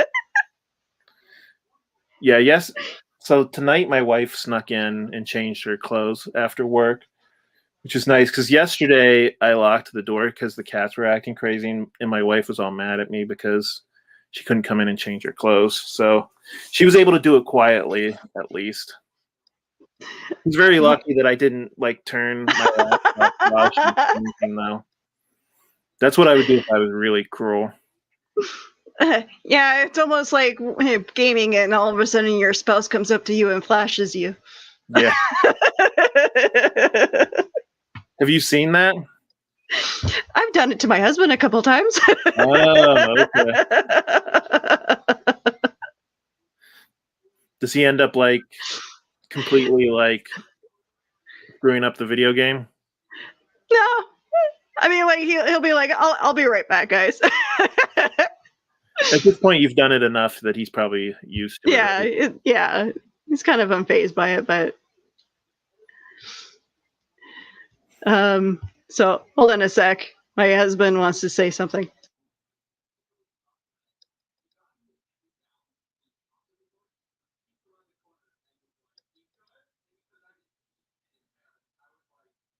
So no, the person who called the house phone was my father-in-law. Oh, okay. So it was somebody important. That's good. Yeah, it's okay. No, it happens. I guess my husband was talking to him upstairs for a little bit, and then I guess he went to the bathroom or something and forgot his phone. And oh, okay. Gotta love parents. My mom did say she was going to watch this. I wonder if she is watching. She hasn't commented. I wonder if she knows how to do that. I was doing a show with Russell Allen, and I said, oh, don't worry about saying anything dirty. There's no way my mom is watching this. You can't figure out how to watch Facebook. And then the next day, I got a message on Facebook that said all it said was, "Ha ha ha! I figured it out." No. See, it's funny. Like, my mom will comment on my pictures every now and then, but it's like, she'll leave a comment like, "I love this, Mom." I was like, "Mom, you don't have to sign your name to every post you make." My mom does XOXOXO, then Mom. For the longest time, she didn't know what LOL meant, and she thought it meant lots of love until one day she found out that it meant laugh out loud. Yeah. Yeah, she wrote LOL on a very serious post, and I'm just like, Mom. That's funny. Yeah, I have. So I used to teach art classes at a retirement home, and one of the residents still texts me. And the thing that's so funny is like she types them out as if it's like a real letter. Like it'll say like, "Dear Grant, I hope things are going well for you. How is Angie doing?" And then she signs it, "Love, Linda." And I'm like, you don't have to do that. It's really cute, though. I mean, even when my mom calls me, she'll end the conversation with, "I love you, love, Mom," or she'll be like, "Call your mom, please. Mom, this is Mom." It's like, right. I know your voice, Mom. My parents do that too. Like they send me messages on Facebook or messages over email saying, "Hey, would you call us?" And I'll think to myself, why didn't you just call me? I will be at work and I'll check my messages, and all three of my voicemail messages will be from her. In the span of 2 hours that I was at work. Oh, really? So are they getting bored during the pandemic? I think my mom is getting a little worried. Like she hangs.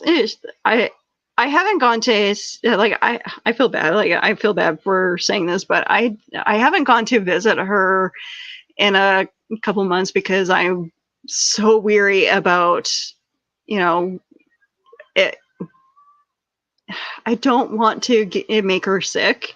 Yeah, that makes sense. I'm worried about that, and like I've gone out for coffee with her a couple times, and I've always worn my mask and made sure that. But she's been hanging out with my sisters a lot more than me, which I feel like I'm the bad daughter right now.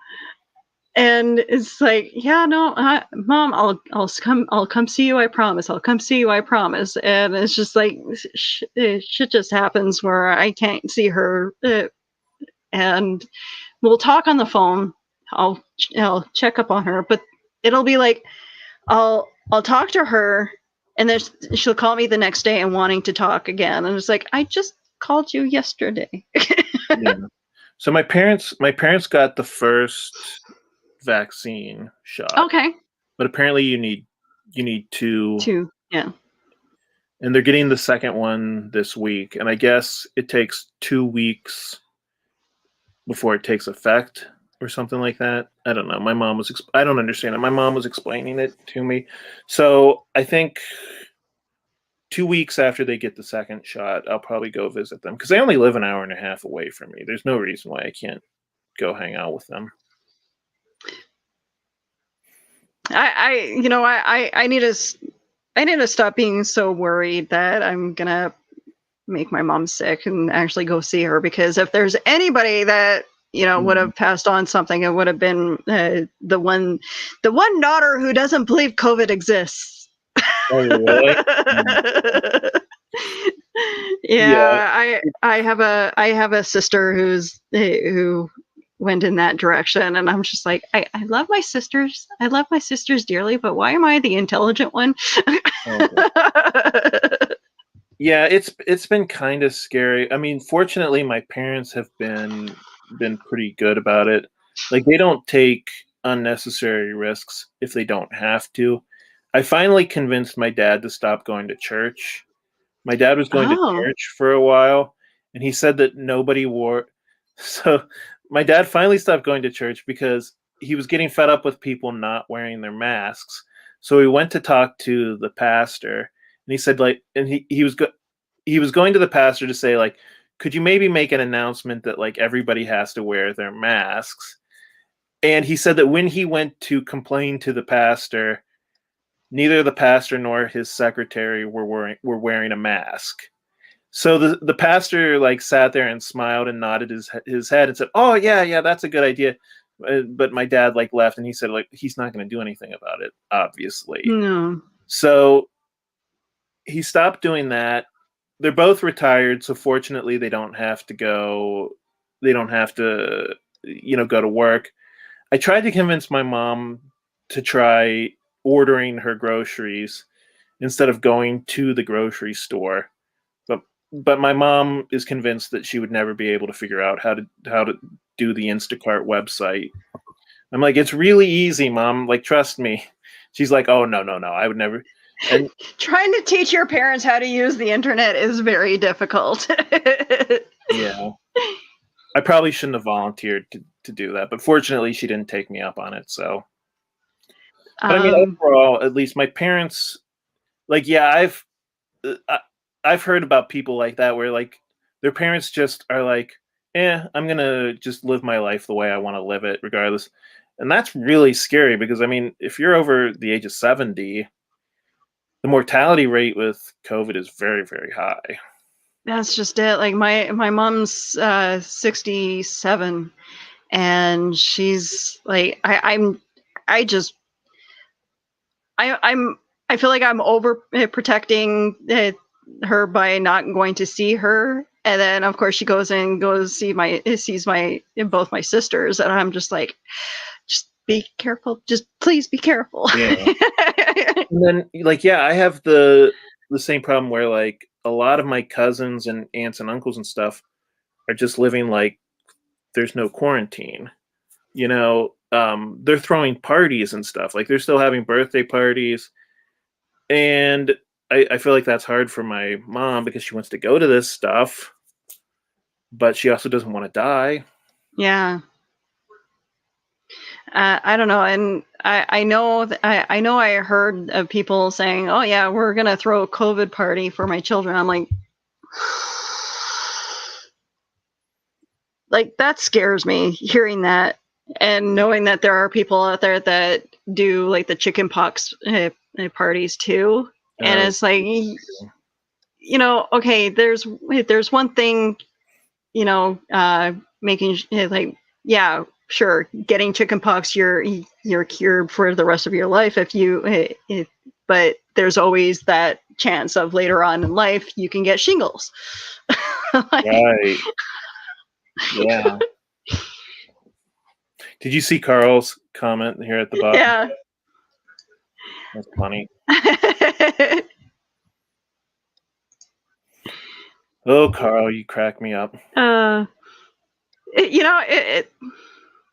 We did the, like, he runs a room called the Green Room every so often, and it's actually great conversations that happen in it. I need to get on there more often. It's like I'm just always busy whenever they do it lately. I haven't been able to join in, but I joined in yesterday, which was a nice for a nice change, and just I like being able to have these conversations, just a freebie conversation, no holds bar, kind of say what you want kind of thing. Yeah, we didn't get too bad, did we? I mean, we started talking about some racy stuff, but I kind of like swerved around that because I have a feeling my parents are watching. I don't know. I'm the reason why I will never get on public television. Oh, really? That conversations around me just always seem to go that way.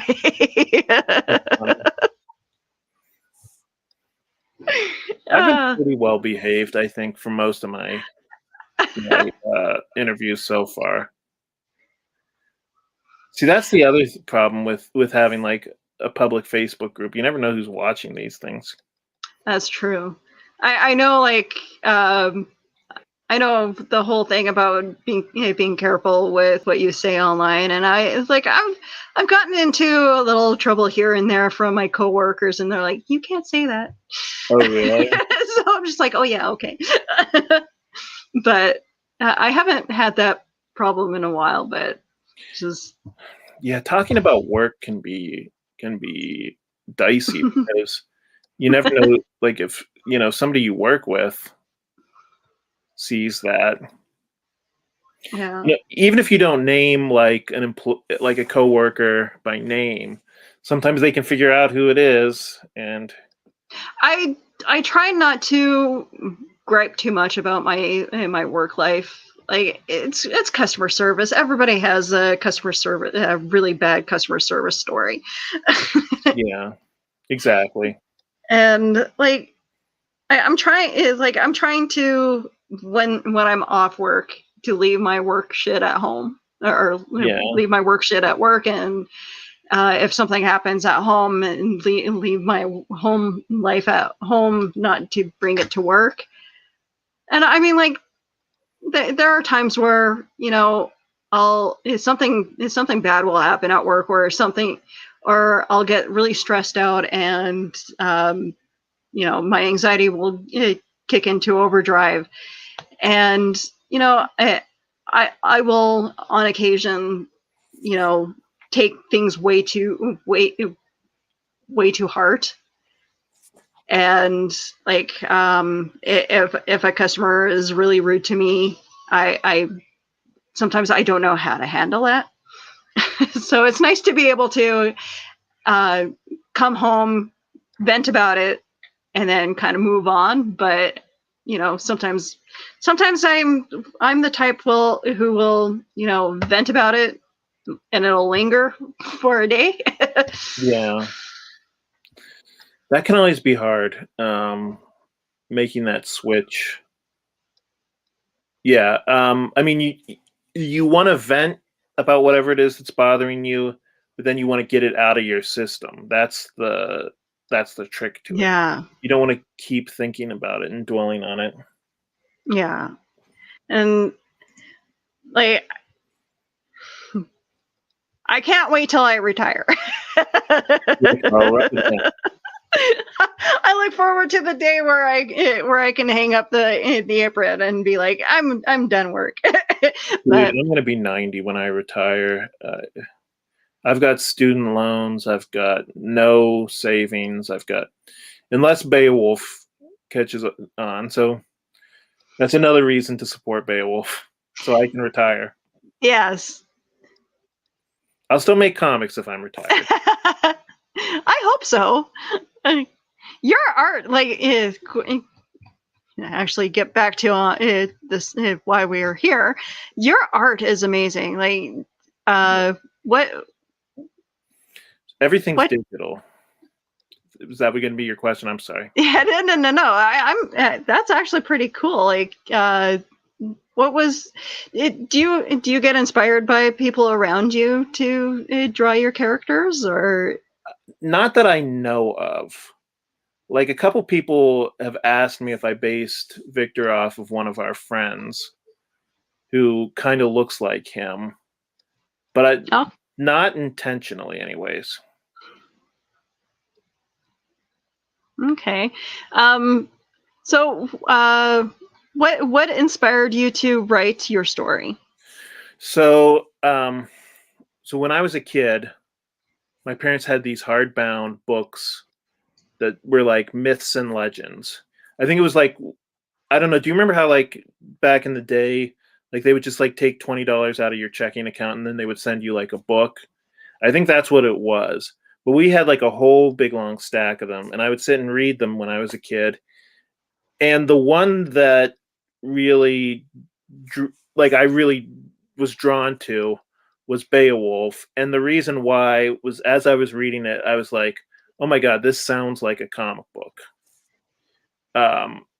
So that was kind of the introduction to the idea that all of these stories come from somewhere.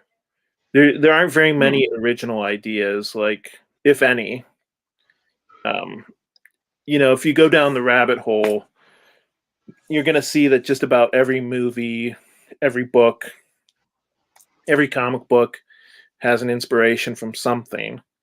So I really liked the idea of Beowulf, and that was like the character Like, I would draw him like in my notebook at school and stuff, and like if me and my friends were making up comic book characters, Beowulf was always mine.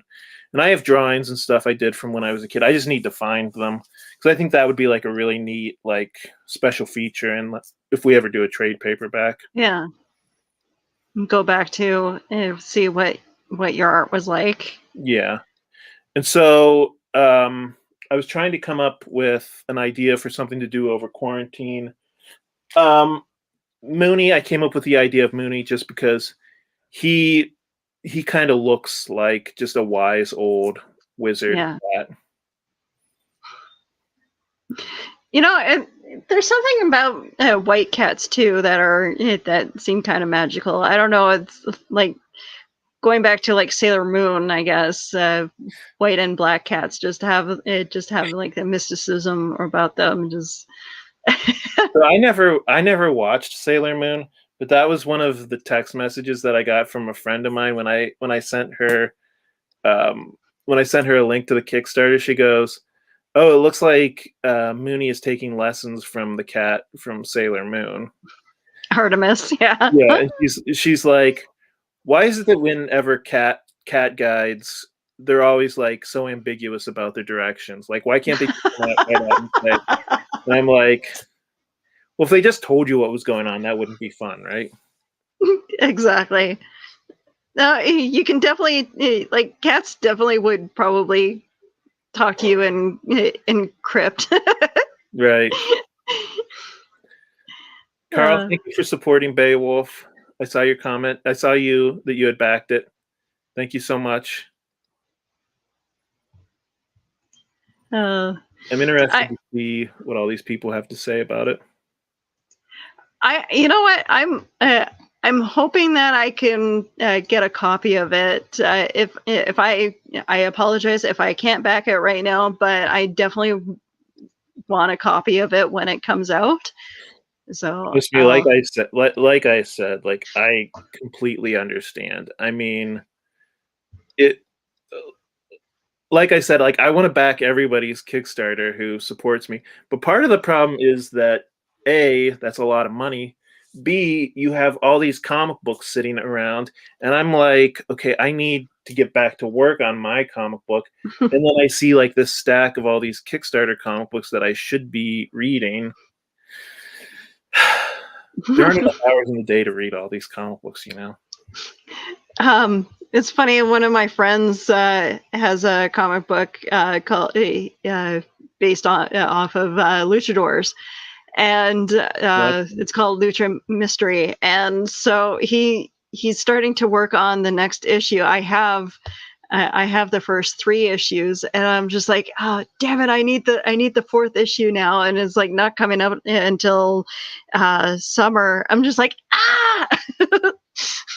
Yeah, I mean, that's another problem. Like, I mean, like Brian Rodman is now on like issue 7, and I'm like, I mean, I know he has like the thing where you can buy like all 6 of the previous issues, but I mean that, like, I'm thinking like, oh god, what if I buy all 6 of them and I only read the first one and I don't like the first one, I mean, not that like if Brian Rodman's watching, not that I think that would happen, but it's like, oh god, like I don't know if I want to shell out all the money for like 6 issues. You know what I mean? That's right. I keep forgetting to promote Heather's show, and I feel really bad for that. But thank you for mentioning her show. She does a fun show too. She does. She's super pretty. That's another thing. Like, everybody has a show now, and some people have like 3 or 4 shows now. So it's like, oh god, when am I going to find time? I mean, fortunately, I can listen to a lot of these while I'm working, but John Pica, he's one of the ones that has like multiple shows, and I try to listen to his I try to watch his the Back of the Cereal Box show in the mornings on Saturdays, and then I try to listen to his other podcasts. And of course, he's like, "I'm going to start up another one." I'm like, "Yeah, I know. Where do you get time to do this?" I was saying that. I was saying that to Brian K. Morris the other day. Like, when do you find time to sleep? You're on the air every day, almost every day. Yeah, 5 days a week. But then he does all of these other appearances on other shows, so it ends up that he's on somewhere almost every day. I know, and like I'm starting to appear on other people's shows too, but at the same time, I'm like, I have to find time to hang out with my husband, and like there was one time where I'm like, I want to do a morning show, and I was trying to toy around because I'm up at 4 a.m. in the mornings with my husband. It's like, I might as well, I should do a morning show. And then it's like, yeah, right. and then do the morning show and then go to work right after. No, that's not going to happen. Angie and I had an idea for a show where I pick out a comic book she has to read, and then she picks out a comic book that I have to read. Oh, that'd be a great show. And then we talk about yeah, I have even though we both like comic books, our tastes don't always really sync up. So like I picked out a Conan the Barbarian comic book that she didn't seem super excited about, but I don't know. Maybe I shouldn't have gone right to Conan the Barbarian with her. Maybe I should have like eased her in with like a kind of girly comic book, You know what? I think it depends on like your guys' style. Like I'm all over the place when it comes to the comic books that I like. I picked up not that long ago the Dawn series. That's a great series. Yeah, they have. I remember those. And then I love Witchblade. Top Cow, or sorry, Top Cow. Top Cow, yeah.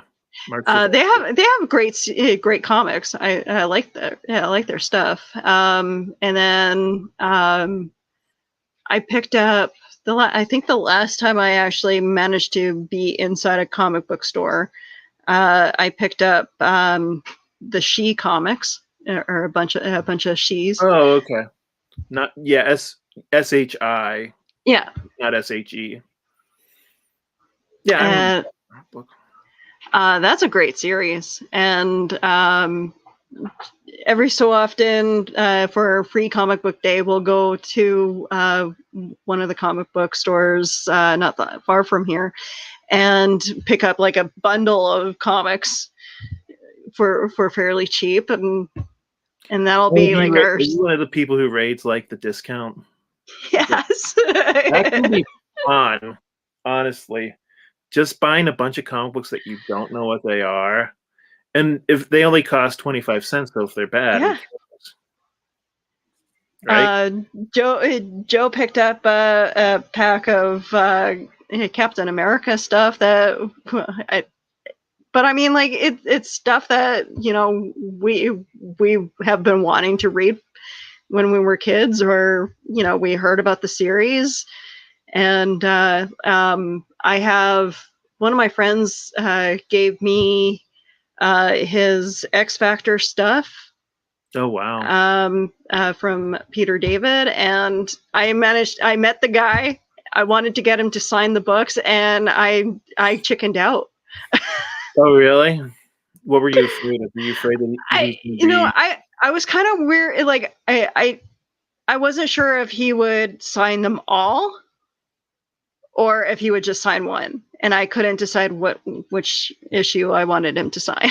Oh, interesting.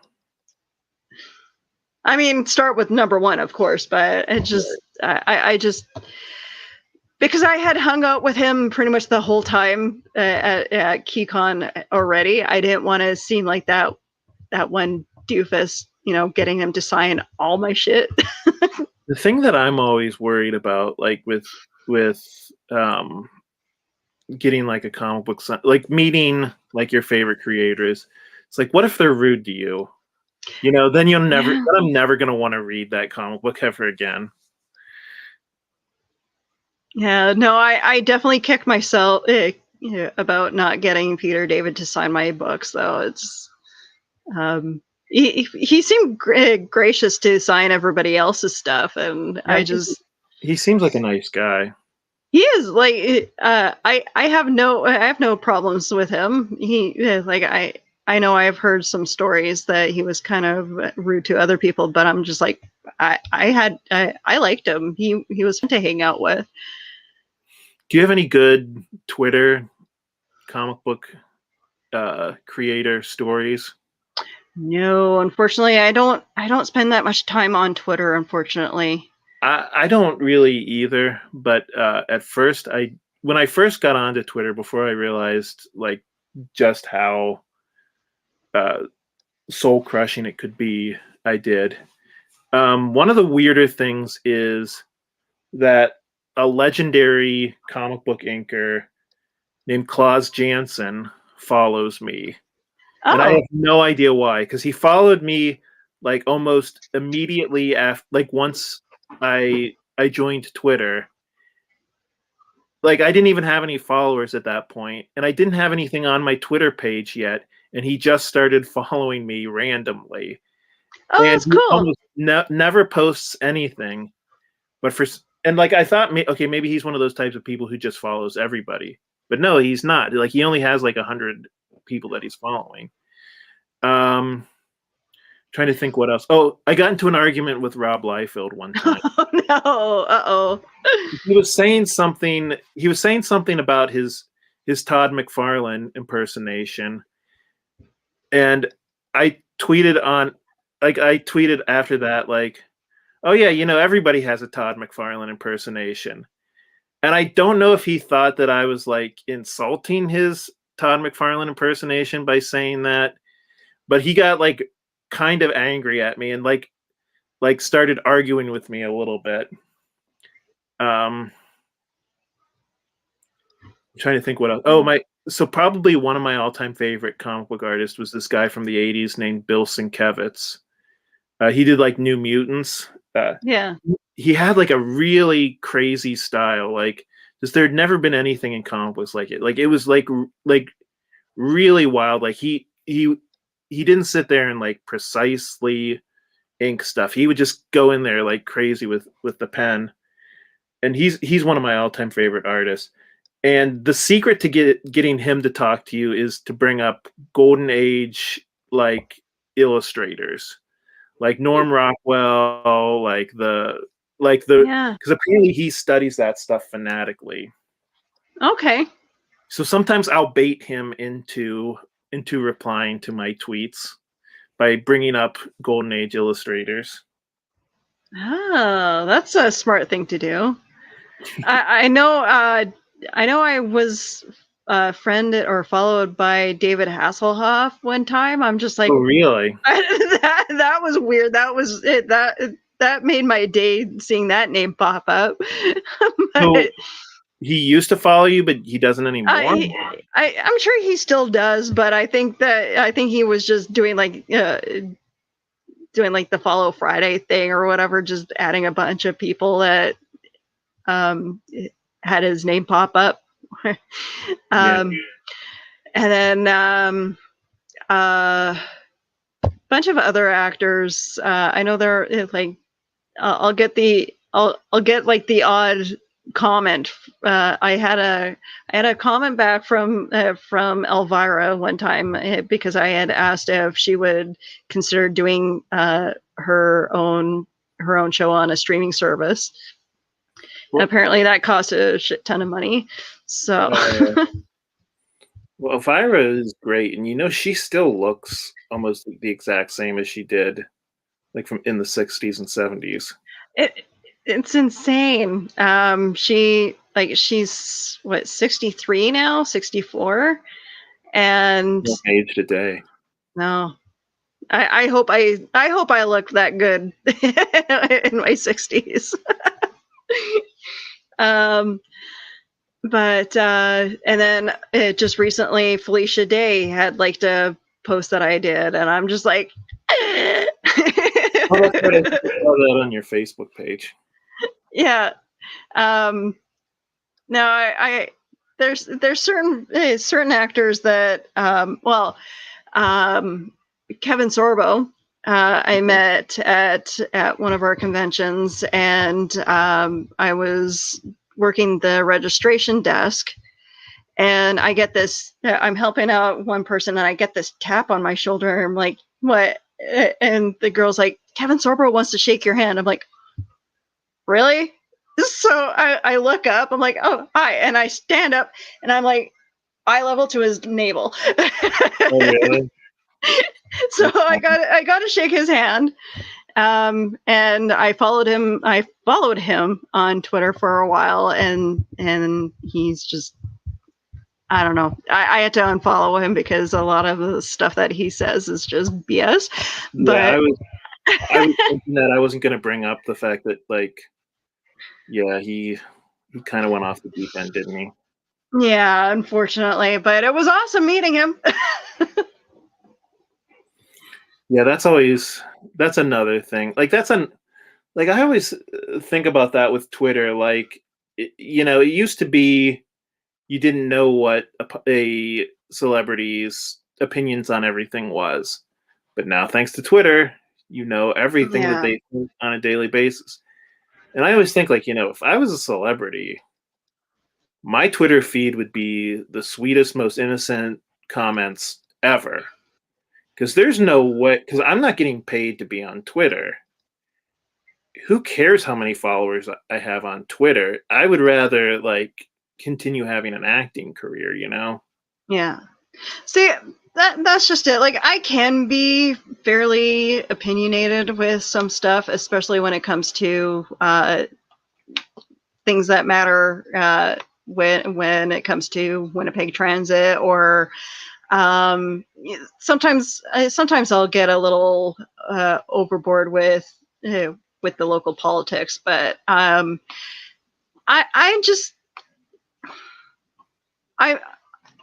feel like I'm more when it comes to politics. I'm very center. I'm not. I can't say that I'm more liberal or more conservative. I can be on both sides, but it really depends on the issue. Yeah. So I mean, so many people told me, like, you have to cut it out with the politics on social media, and I don't know, with this last president, I just could not keep quiet about it. It was getting absolutely. It was getting too ridiculous, and I know, like, I don't know. My wife and I were talking about this. Like, how do we extend an olive branch to people who supported Trump? And my answer is kind of, we don't. Yeah. I know that sounds horrible. I don't know how you live in a country where roughly 30 to 40% of the people don't want to talk to the other 30 to 40% of the people. We weren't the ones who elected a monster. We weren't the ones who voted for a monster anyways. Yeah. I don't know. I have a really hard time with coming to terms with the fact that 40% of the people that I live around every day, like I said, in my opinion, voted for a complete and utter monster. Yeah. I have the same issue when it comes to, like, the Conservative Party in my province, and, like, now, because the Conservatives have been known to sell off, like, they they sold off our phone services to Bell, and now they're looking at selling off our hydro to a private company, privatizing our hydro, and it's like we have like nothing left that is our own, pretty much. Yeah. And so you keep doing that, our province is dead, pretty much. And so a lot of people are fighting against that, against selling off our hydro to a private company. And it's like the Conservatives have been known to say, oh no, we're not going to do this, and then out of the blue just go, oh, by the way, it's gone. Just make that decision. So we're trying very hard to fight against that. But yeah, no, when it comes to the Conservative Party in our province, they have made such bad decisions, and then they're like, oh, but they make the best decisions out of any of the other parties. It's like, no, they didn't. Yeah. I don't know. I don't know. It feels like the political views, like people who are on the extreme right and people who are on the extreme left, it's just getting further and further apart. And I have no idea how you find common ground. You can't. Eventually you just have to walk away from them. And unfortunately, it's like, yeah, you have to be the bigger person to just realize that, it's a losing battle. Yeah. I don't know. Yeah, this was an argument, or not really an argument. It was a discussion my wife and I got into, because she went out and she went over to some friends of hers house. They're people that she works with. So they were fine. They weren't afraid of, like, they figured that they already had each other's germs. But they're both diehard Republicans. And I was saying to her, like, good for you for being willing to hang out with them. I can't. After the mess that the Republican Party made of this country with this last election, I find it very hard for me to forgive them for that. Yeah. And rightfully so. Like I remember when the Conservative Party got voted in for the second time, and it's just like, of all the things that we have pointed out that they were going to do, you still voted for them. Why? That's kind of my thought. Like, okay, if you supported Trump in the first election, I'm willing to let that slide. But after 4 years of him constantly screwing up, doing nothing but screw up. Yeah. And then you voted for him again. Like, that's where I'm just like, oh. Well, I don't know. I feel like people are still blind at the fact that, all his business adventures have been bankrupt. Yep. And they're like, oh, but he's a businessman. What kind of businessman bankrupts everything? So this comes from a very common myth in the United States, which is the idea that if you are rich because you're smarter and harder working, and not because you've had a lot of advantages in life. Which I think, to a certain degree, it can be a combination. But I think to a certain degree, I mean, you can definitely move your state in life. But if you look at most of the rags to riches stories, their parents were already kind of rich. Like Bill Gates' parents were already kind of rich, and people try to talk about. I mean, they were millionaires. They weren't billionaires. But they didn't get it. Like, I don't know. Just I feel like Trump got rich off the backs of other hardworking people. And I don't the people who think that he's for working class Americans. I don't get that. Like, he's done nothing but hurt working class Americans. How many lawsuits does he have against him from former employees? Oh. It's the same argument we have here. Like, we have the person running our country is the only thing I know about him is he looks like a movie star. Trudeau got voted in because of his father. Okay. Because of the work that his father did back in the 60s. And yeah, sure, okay, there's certain things that Trudeau believes that and the fact that, you know, he made weed legal here. That was his main promise that he was going to do, was make weed legal if he got voted in. And, well, of course, you know, Canadians being very liberal in almost everything we do. It's totally legal up there now. Yeah. Wow.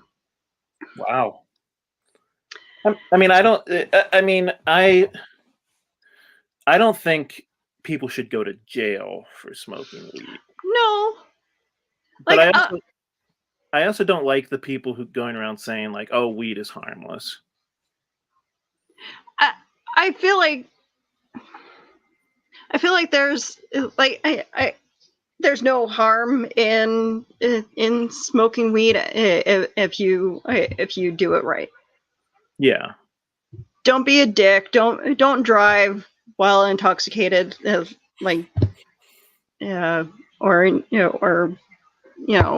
drive when you're high. Don't drive when you're drunk. You know, use your common sense. I feel like weed is, you know, the lesser evil of all the drugs that are out there. I don't believe it's a gateway drug. Yeah, I mean, I'm more of a beer guy. I've smoked weed before. I don't like it. I don't know, whatever people who like smoking pot get out of smoking it. I don't know if there's just some chemical missing in my brain. I don't get whatever it is. And a couple of my friends have told me, oh, you just need to experiment with what type of weed you're smoking. And if it's not for you, it's not for you. See, my response to that is, like, I don't need another vice. You know what I mean? Mm-hmm. I've already got, trust me, I eat too much. I drink too much. I don't need any more vices. Trust me.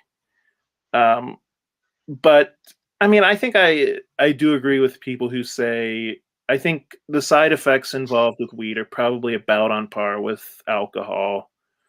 And since alcohol is legal, yeah, I can see that point. Like, you know, if alcohol is legal, weed should probably be legal too. So as long as you handle your high, like Kevin Smith likes to say, handle your high, handle your drunk. Don't become a jackass doing it. I'm okay with that. But I know, like, I've dealt with the alcoholism in my life. I can't be around drunk people. Okay. And like, I'll socially drink once in a while, but I can't. But if you're gonna be like stumbling around and I'm supposed to babysit you, no, I'm not gonna do that. Yeah, that's not fun. It's not fun taking care of drunk people. It's not. Especially, you said you don't really like to drink. It's something like, I don't mind the taste of alcohol. I don't mind having the odd drink here and there. But as soon as I start feeling like buzzed, I'm good. I'll have like maybe one or two drinks and that's it. I don't don't go any further than, I don't know. I don't like being drunk. I don't find hearing the drunken stories fun. Yeah. I can see that. Like every now and then I'll be talking to my sister and she'll have the stories of, oh, I went drinking with my friends last night and this is it, and it's like, how do you find that fun, being so inebriated and then going home with strangers? I don't understand that. Yeah, I can see that. Yeah, I mean, like as I've gotten older, I think why I like to drink has changed. Like I just have like, I'm more likely to have like, I mean, I won't say that I drink socially because I do like to have like a couple beers after work, even if I'm not out with people. But one of the big differences is that I actually like the taste of beer now. Mm-hmm. I never did growing up. See, yeah, no, like I don't mind beer. Like I like the Banquet, the Coors Banquet. Those are good. I actually got into drinking beer again after being kind of turned off from it. Alexander Keith's is a really nice one, but yeah, otherwise it's Crown Royal for me. Oh, okay. See, liquor is the one thing I've never really gotten into. I like a glass of wine or I like beer, but I don't know. Like mixed drinks, I'm not, especially if they're like super fruity, I'm not a big fan of. I like my fruity drinks. That's cool. But like the peach bellinis, if they're made properly, if they're not too strong, then I'm okay with it. But I can't. There's some restaurants that make it super strong, and I'm just like, ugh. Yeah. But I have one of my friends bought me Captain Morgan alcohol. The Captain Morgan that I have was given to me last year on my birthday. I still have like a good portion of the bottle still. The Crown Royal that I bought it maybe 2 years ago. You know, one mixed drink I do really like is rum mixed with cider and then heated up. Oh yeah. And you sprinkle a little bit of cinnamon on the top, like on a cold, like on a cold winter day. Yeah. You get home from work and oh god, it's so good. The hot toddy. That's good. Yeah. I have an apple Crown Royal. That's really good with chai. I have a funny story about apple Crown Royal. I'm sorry, I didn't. No, go right ahead. So one year for Angie's birthday, I invited my friend Chris, he's kind of like Bill and Ted. Okay. Like that personality. And he saw the Crown Royal, and he thought that it was the Crown Royal apple flavored, and he thought that it was just apple juice. Oh. So he started chugging it. Like he started drinking just plain Crown Royal apple as if it was just like a regular drink, like non-alcoholic that you could just sip on. And at one point in the night, one of the girls came down from where our bathroom was, and she was like, I'm not going to the bathroom. We were like, what? We thought you had to go to the bathroom. And she goes, yeah, there's a guy passed out on the floor of your bathroom. Oh my God. And we were like, oh God. Oh. But apparently he puked all over our back. Oh. Fortunately, it rained. And see, that's just it. Like, that's why I will only have like one or two drinks, because I been there. I've done that where it's like I got super drunk, I got sick, and I've learned my lesson. That's not fun. Yeah, and the next day it's not fun either. Especially when you remember it. Yeah. Like, I remember, I unfortunately I was cursed with the memory of being drunk, and it's like, nope, not gonna happen, not gonna happen again. Yeah, that can always be rough. Yeah, no. Up here we call fundraisers socials. So, and people will hold fundraisers for weddings and any other special events. So, weddings is a huge thing for social events. Oh, and that's cool. That's such a great idea. And it's great when you need to raise money for something. But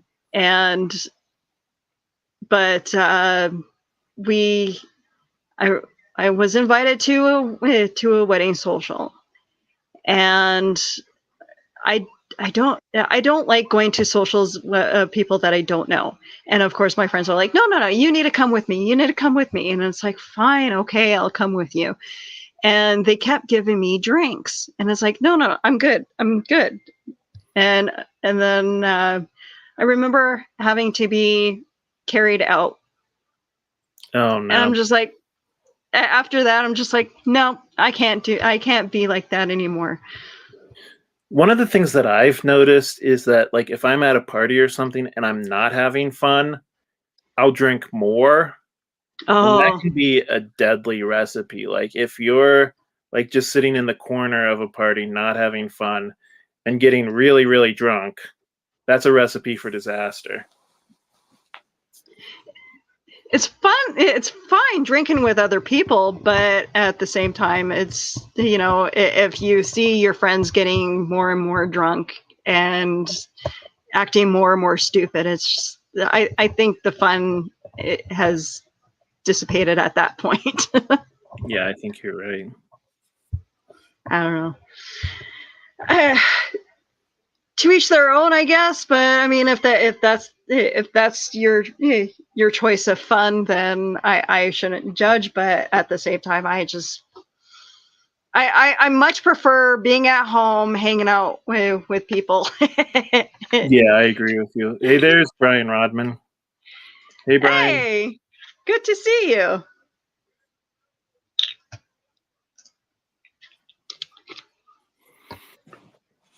Yeah, I agree with Carl. Yeah, the honesty comes out too. Right. Yeah, I mean, they say, like, I don't know. I feel like alcohol brings out whatever emotion I'm having at that moment. So if I'm in a really good mood and I have a beer, I'm going to be in a better mood. Mm-hmm. If I'm in a bad mood and I have a couple of drinks, I'm going to be in a worse mood. So yeah, so that's the danger of going to a party, because, if you're at a party and you're not having fun, then you're going to drink more, because you're kind of just sitting off to yourself, secluded. So you're not, instead of talking to somebody or playing a game, you're going to be doing nothing but drinking. Yeah. So yeah. I don't know. I like having a drink with a couple. Yeah, I like having drinks with my friends, but I don't. But yeah, I can't drink by myself. I'm a social drinker, and it feels weird if I come home from work and it's like, yeah, I'll maybe have a shot of Crown Royal or something just to relax after work. But yeah, that's half the time I barely touch the alcohol in my house. I've done that before too, where the drinking came from, I'm going to have one drink just to put myself to bed. Mm-hmm. And then it's like, okay, like you lay in bed in like half an hour, you still can't sleep. So you go up and get another drink. So that can be dangerous too.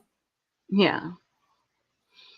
Yeah. No, I'm I just kind of, I rather kind of stay away from drinking altogether, quite honestly.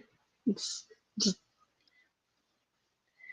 I find like I'll have the odd drink, like if Carl's hosting the green room or something, or like the drunken rant, and I get to listen to them talk, and I'll see what everybody else is drinking, and I may have a shot, or join in on some of the drinking, but I just otherwise I don't drink. Again, I don't drink by myself.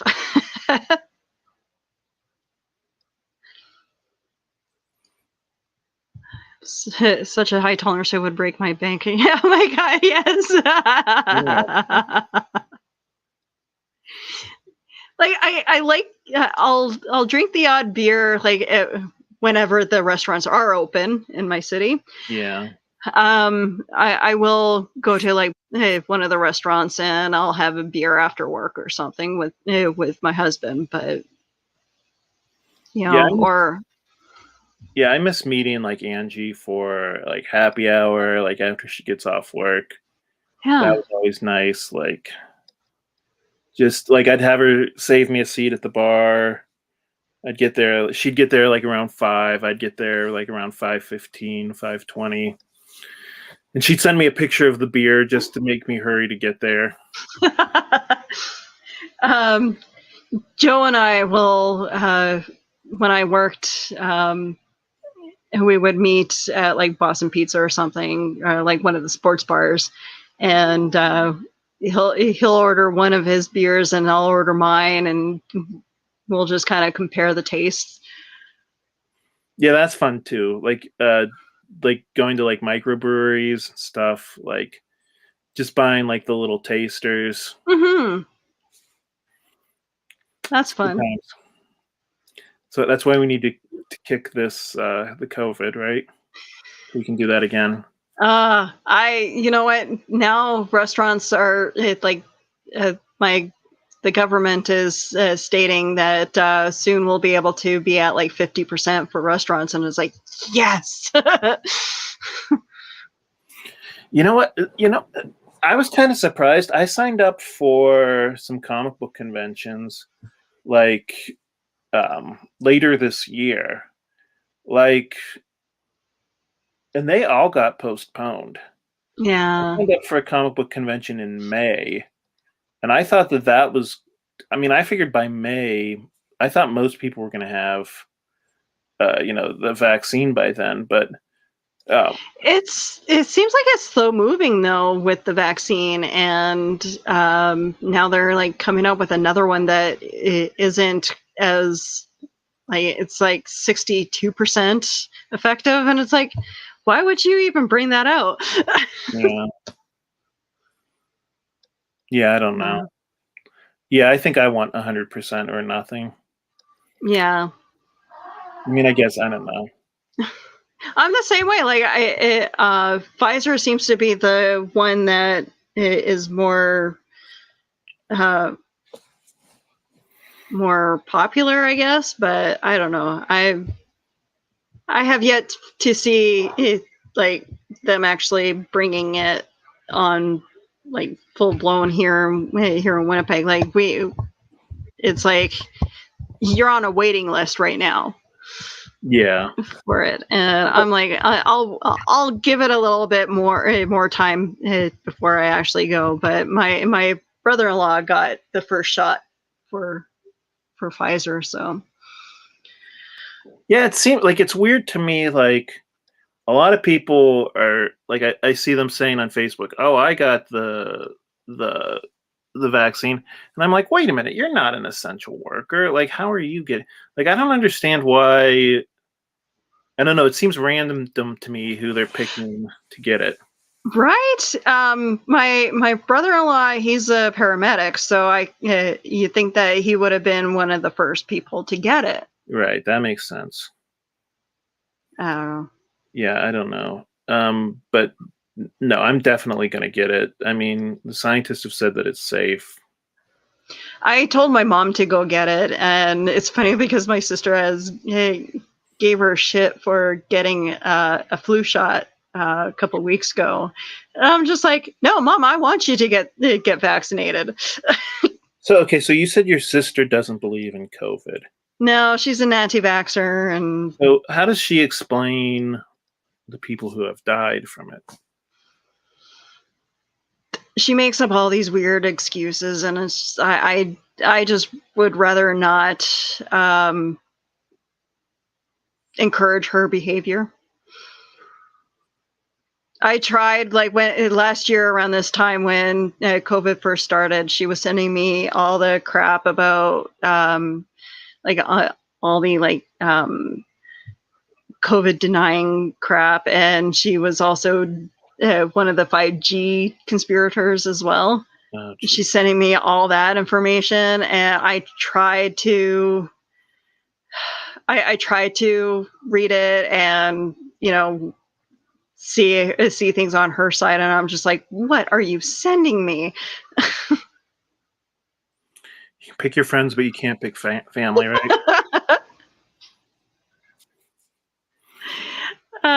So I'm just like for a while there, I'm just like, I tried having decent conversations with her, trying not to go in the direction of her bringing up the conspiracies, and then it just got to the point where I just couldn't do it anymore. So I called her out on it a couple times, and she's like, why are you bullying me? She said bullying? You would kick your own ass if you heard this crap 10 years ago. So funny. Huh. I don't know. I don't understand. Like, I don't know. I'm definitely on the side of not believing any conspiracy theory that I hear. Like, my philosophy is very much you have to prove it to me, simply because I feel like people who believe in a lot of conspiracy theories have never tried to organize anything before, because they would see like how hard it is. I haven't actually gone down that route, but I'm pretty sure she's a flat earther. That was one that I thought that was a practical joke when I first heard it. That there are people in this day and age who still believe that the Earth is flat. Yeah, that's bonkers. I got into a Twitter war one time with the flat earther, and I tried very hard to understand the whole process of the belief, and I'm just like, wow. And the more and more you delve into it, the more ridiculous it is. So how do they explain the fact that we have photos from outer space? It was all doctored. Photoshop. Okay, so how do they explain the fact that, like, when you're looking out over the ocean, like, eventually, like, the ships disappear? You know what I mean? Like, the same way, like, if you're looking over an orange, I know, like, you can't see the entire orange. Nobody can live on a sphere. That's their theory. Yeah. Nothing can survive on a sphere.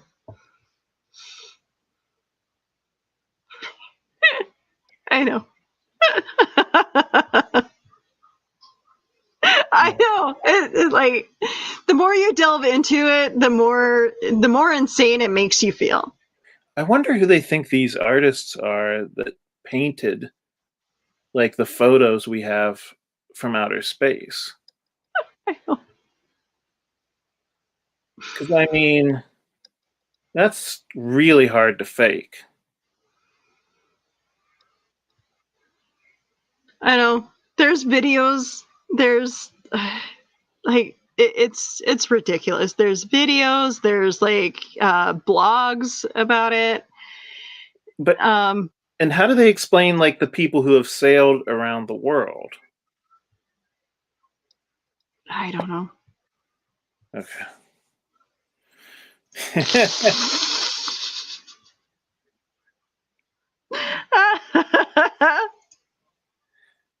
Do you like I wonder, like psychologically, what these people get out of believing that the Earth is flat. Like, I understand believing in like space aliens because that's like something fun, you know what I mean?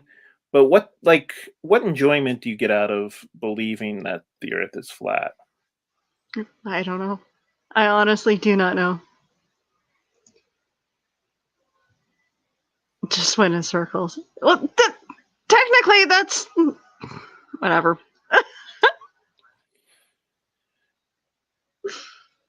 Technically, they're not wrong. Wow. That, I mean, I don't know. I mean, I know some people believe in some crazy stuff, but believing that the Earth is flat, that's as crazy as it comes to me. you know, and like, I know flat earthers and those who believe that the space exploration is fake is pretty much one and the same. So. Oh, right. Yes, Ryan, I know. I tend to talk quite a lot. People are nuts. Yep, people are definitely nuts. I don't know. It's like the more you try to give people proof that stuff exists, the more that they'll deny it because they don't. I feel like some people are incapable of reading the truth. Right. Oh. Like, yeah, like I said, like with any conspiracy theory, you have to do a lot to convince me. I'm very, very skeptical about it all, just because I know how hard it is to like even schedule a dinner party. So like, I don't believe that, you know, people could fake the World Trade Centers, you know, like somebody would have blabbed. That takes a lot of planning out. If someone is going to be like, if someone doesn't believe that stuff, that takes a lot to think things through to, you know, make all those weird conspiracies. And I just, who has the time to come up with that much bullshit? No, really. Ryan has been trying to convince me that I need more Funko Pops. Thanks, Ryan. What do you collect, Willow? Well, I collect a bunch of stuff. What was the last thing I bought? I do like buying figurines, like superhero stuff. Me and Joe, we love our Power Ranger stuff as well. He's big onto in G.I. Joe stuff as well. So we have he has his car stuff. We have a bunch of shit here. So. Oh, really? You should collect everything, according to Ryan. I'm. My collection is vast and it's getting bigger. Joe collects Lego, so he's big into the Lego castles. Oh, that's right. You said that he likes Lego. Does he have like a room where he just puts up all of his Legos? Yep. Right now my costuming room is in the big room, but he wants us to switch rooms. I'm supposed to have the smaller room for my office. So eventually I'm gonna have to make the switch. Yeah, I mostly with Funko Pops. I mostly collect superheroes. Like occasionally, if there's like a TV show that I like, I'll get like my favorite character, but I don't go crazy on that. Like the only one that I'm crazy about is Superman, like where I have to have like not just every costume, I have to have like every pose, like everything. Like I have to have him kneeling, I have to have him standing, I have to have him flying. Like oh wow, every Superman one that they make, I'm kind of crazy about that. See, I'm like that when it comes to variant covers for comics. Like if there's more than one cover, I have to buy them all. This is my wife's Valentine's Day gift. Oh, that's cute. I have 2 Elvira Funko Pops, and that's as far as I'm going. Elvira is so cute with her tiny little boobs. I have the one of her lying on the couch, and then I have the black dress one. I know she has a mummy one that I have yet to get, but quit tempting me, Ryan. I think it's funny. I think it's funny how like all Funko Pops, like their bodies pretty much look the exact same, except for Elvira, and she has like these tiny little boobs. Because I think like people just wouldn't recognize her as Elvira if she didn't have the cleavage, right? Yeah, absolutely. I do dress up as Elvira once in a while for Comic-Con, and we had a horror convention at one point here that didn't go very well, but I met the guy who played Jason Voorhees, and you know what? He kept coming up to me. He gave me a hug, and I'm like, I'll come by your booth and I'll take pictures with you. And I just kept getting distracted with other stuff, so I never got a picture taken with him. So the celebrity was actually bugging you. He was bugging me for pictures, and I felt really bad because I just like I don't know, just shit just kept coming up. And So is he a fan of Elvira, or do you think he was a fan of you? I think a little bit of both. Fair enough. Hulk pop. Yeah, I don't think I have a Hulk one either. Ryan, you're gonna have like your own basement. Yeah. for the pops. Oh god, yeah, they can start to take over the living room. He's gonna be running the Funko Pop store one day.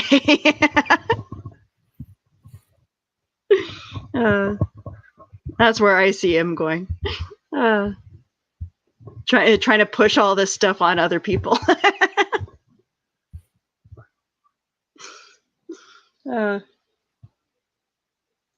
Yeah, I will need a giant room for collecting. Yeah, I think we all will. Yeah, I want a Hulk Funko too. I don't know why I haven't bought one. I think they're all like the movie tie-ins. I want like the one from the comic book. Yeah. But yeah, no, I definitely I'm trying very hard not to collect all the Funko Pops that I see, because they brought out the Resident Evil ones a couple of years ago, and it's like nope.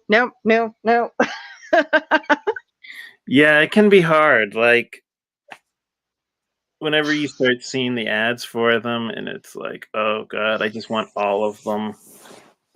Like they're adorable looking. Don't get me wrong. I think they are cute, but I just don't want to be in my 80s, you know, with a room full of Funko Pops that, you know, what do you do? What do you do with them all? Yeah, I don't know how I got like so into them. Like I mean, my wife like just looks for any excuse, you know, to buy stuff, but I'm usually more like level-headed. But it's like Beanie Babies. You know, they were huge in the 90s, and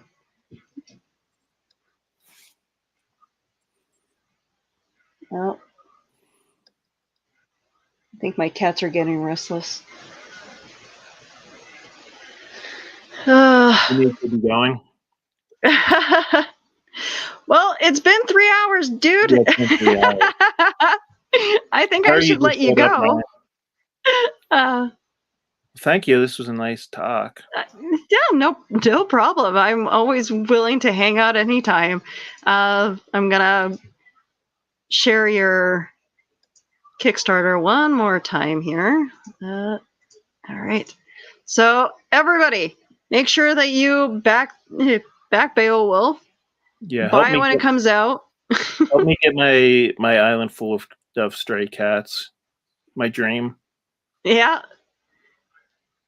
Get this guy where he needs to go. And look at that kitty. Look at that cute kitty. I'm surprised he didn't come up and visit me during this whole conversation. Grant, it was awesome hanging out with you. Yeah, thanks to everybody who watched, too. Thanks for having me on here. No problem. Thank you, Ryan and Carl, for the great conversations as well. Carl's stuck in there. I think Carl listened to all 3 hours. He usually goes and watches Phantasmagoria around this time too. So, really?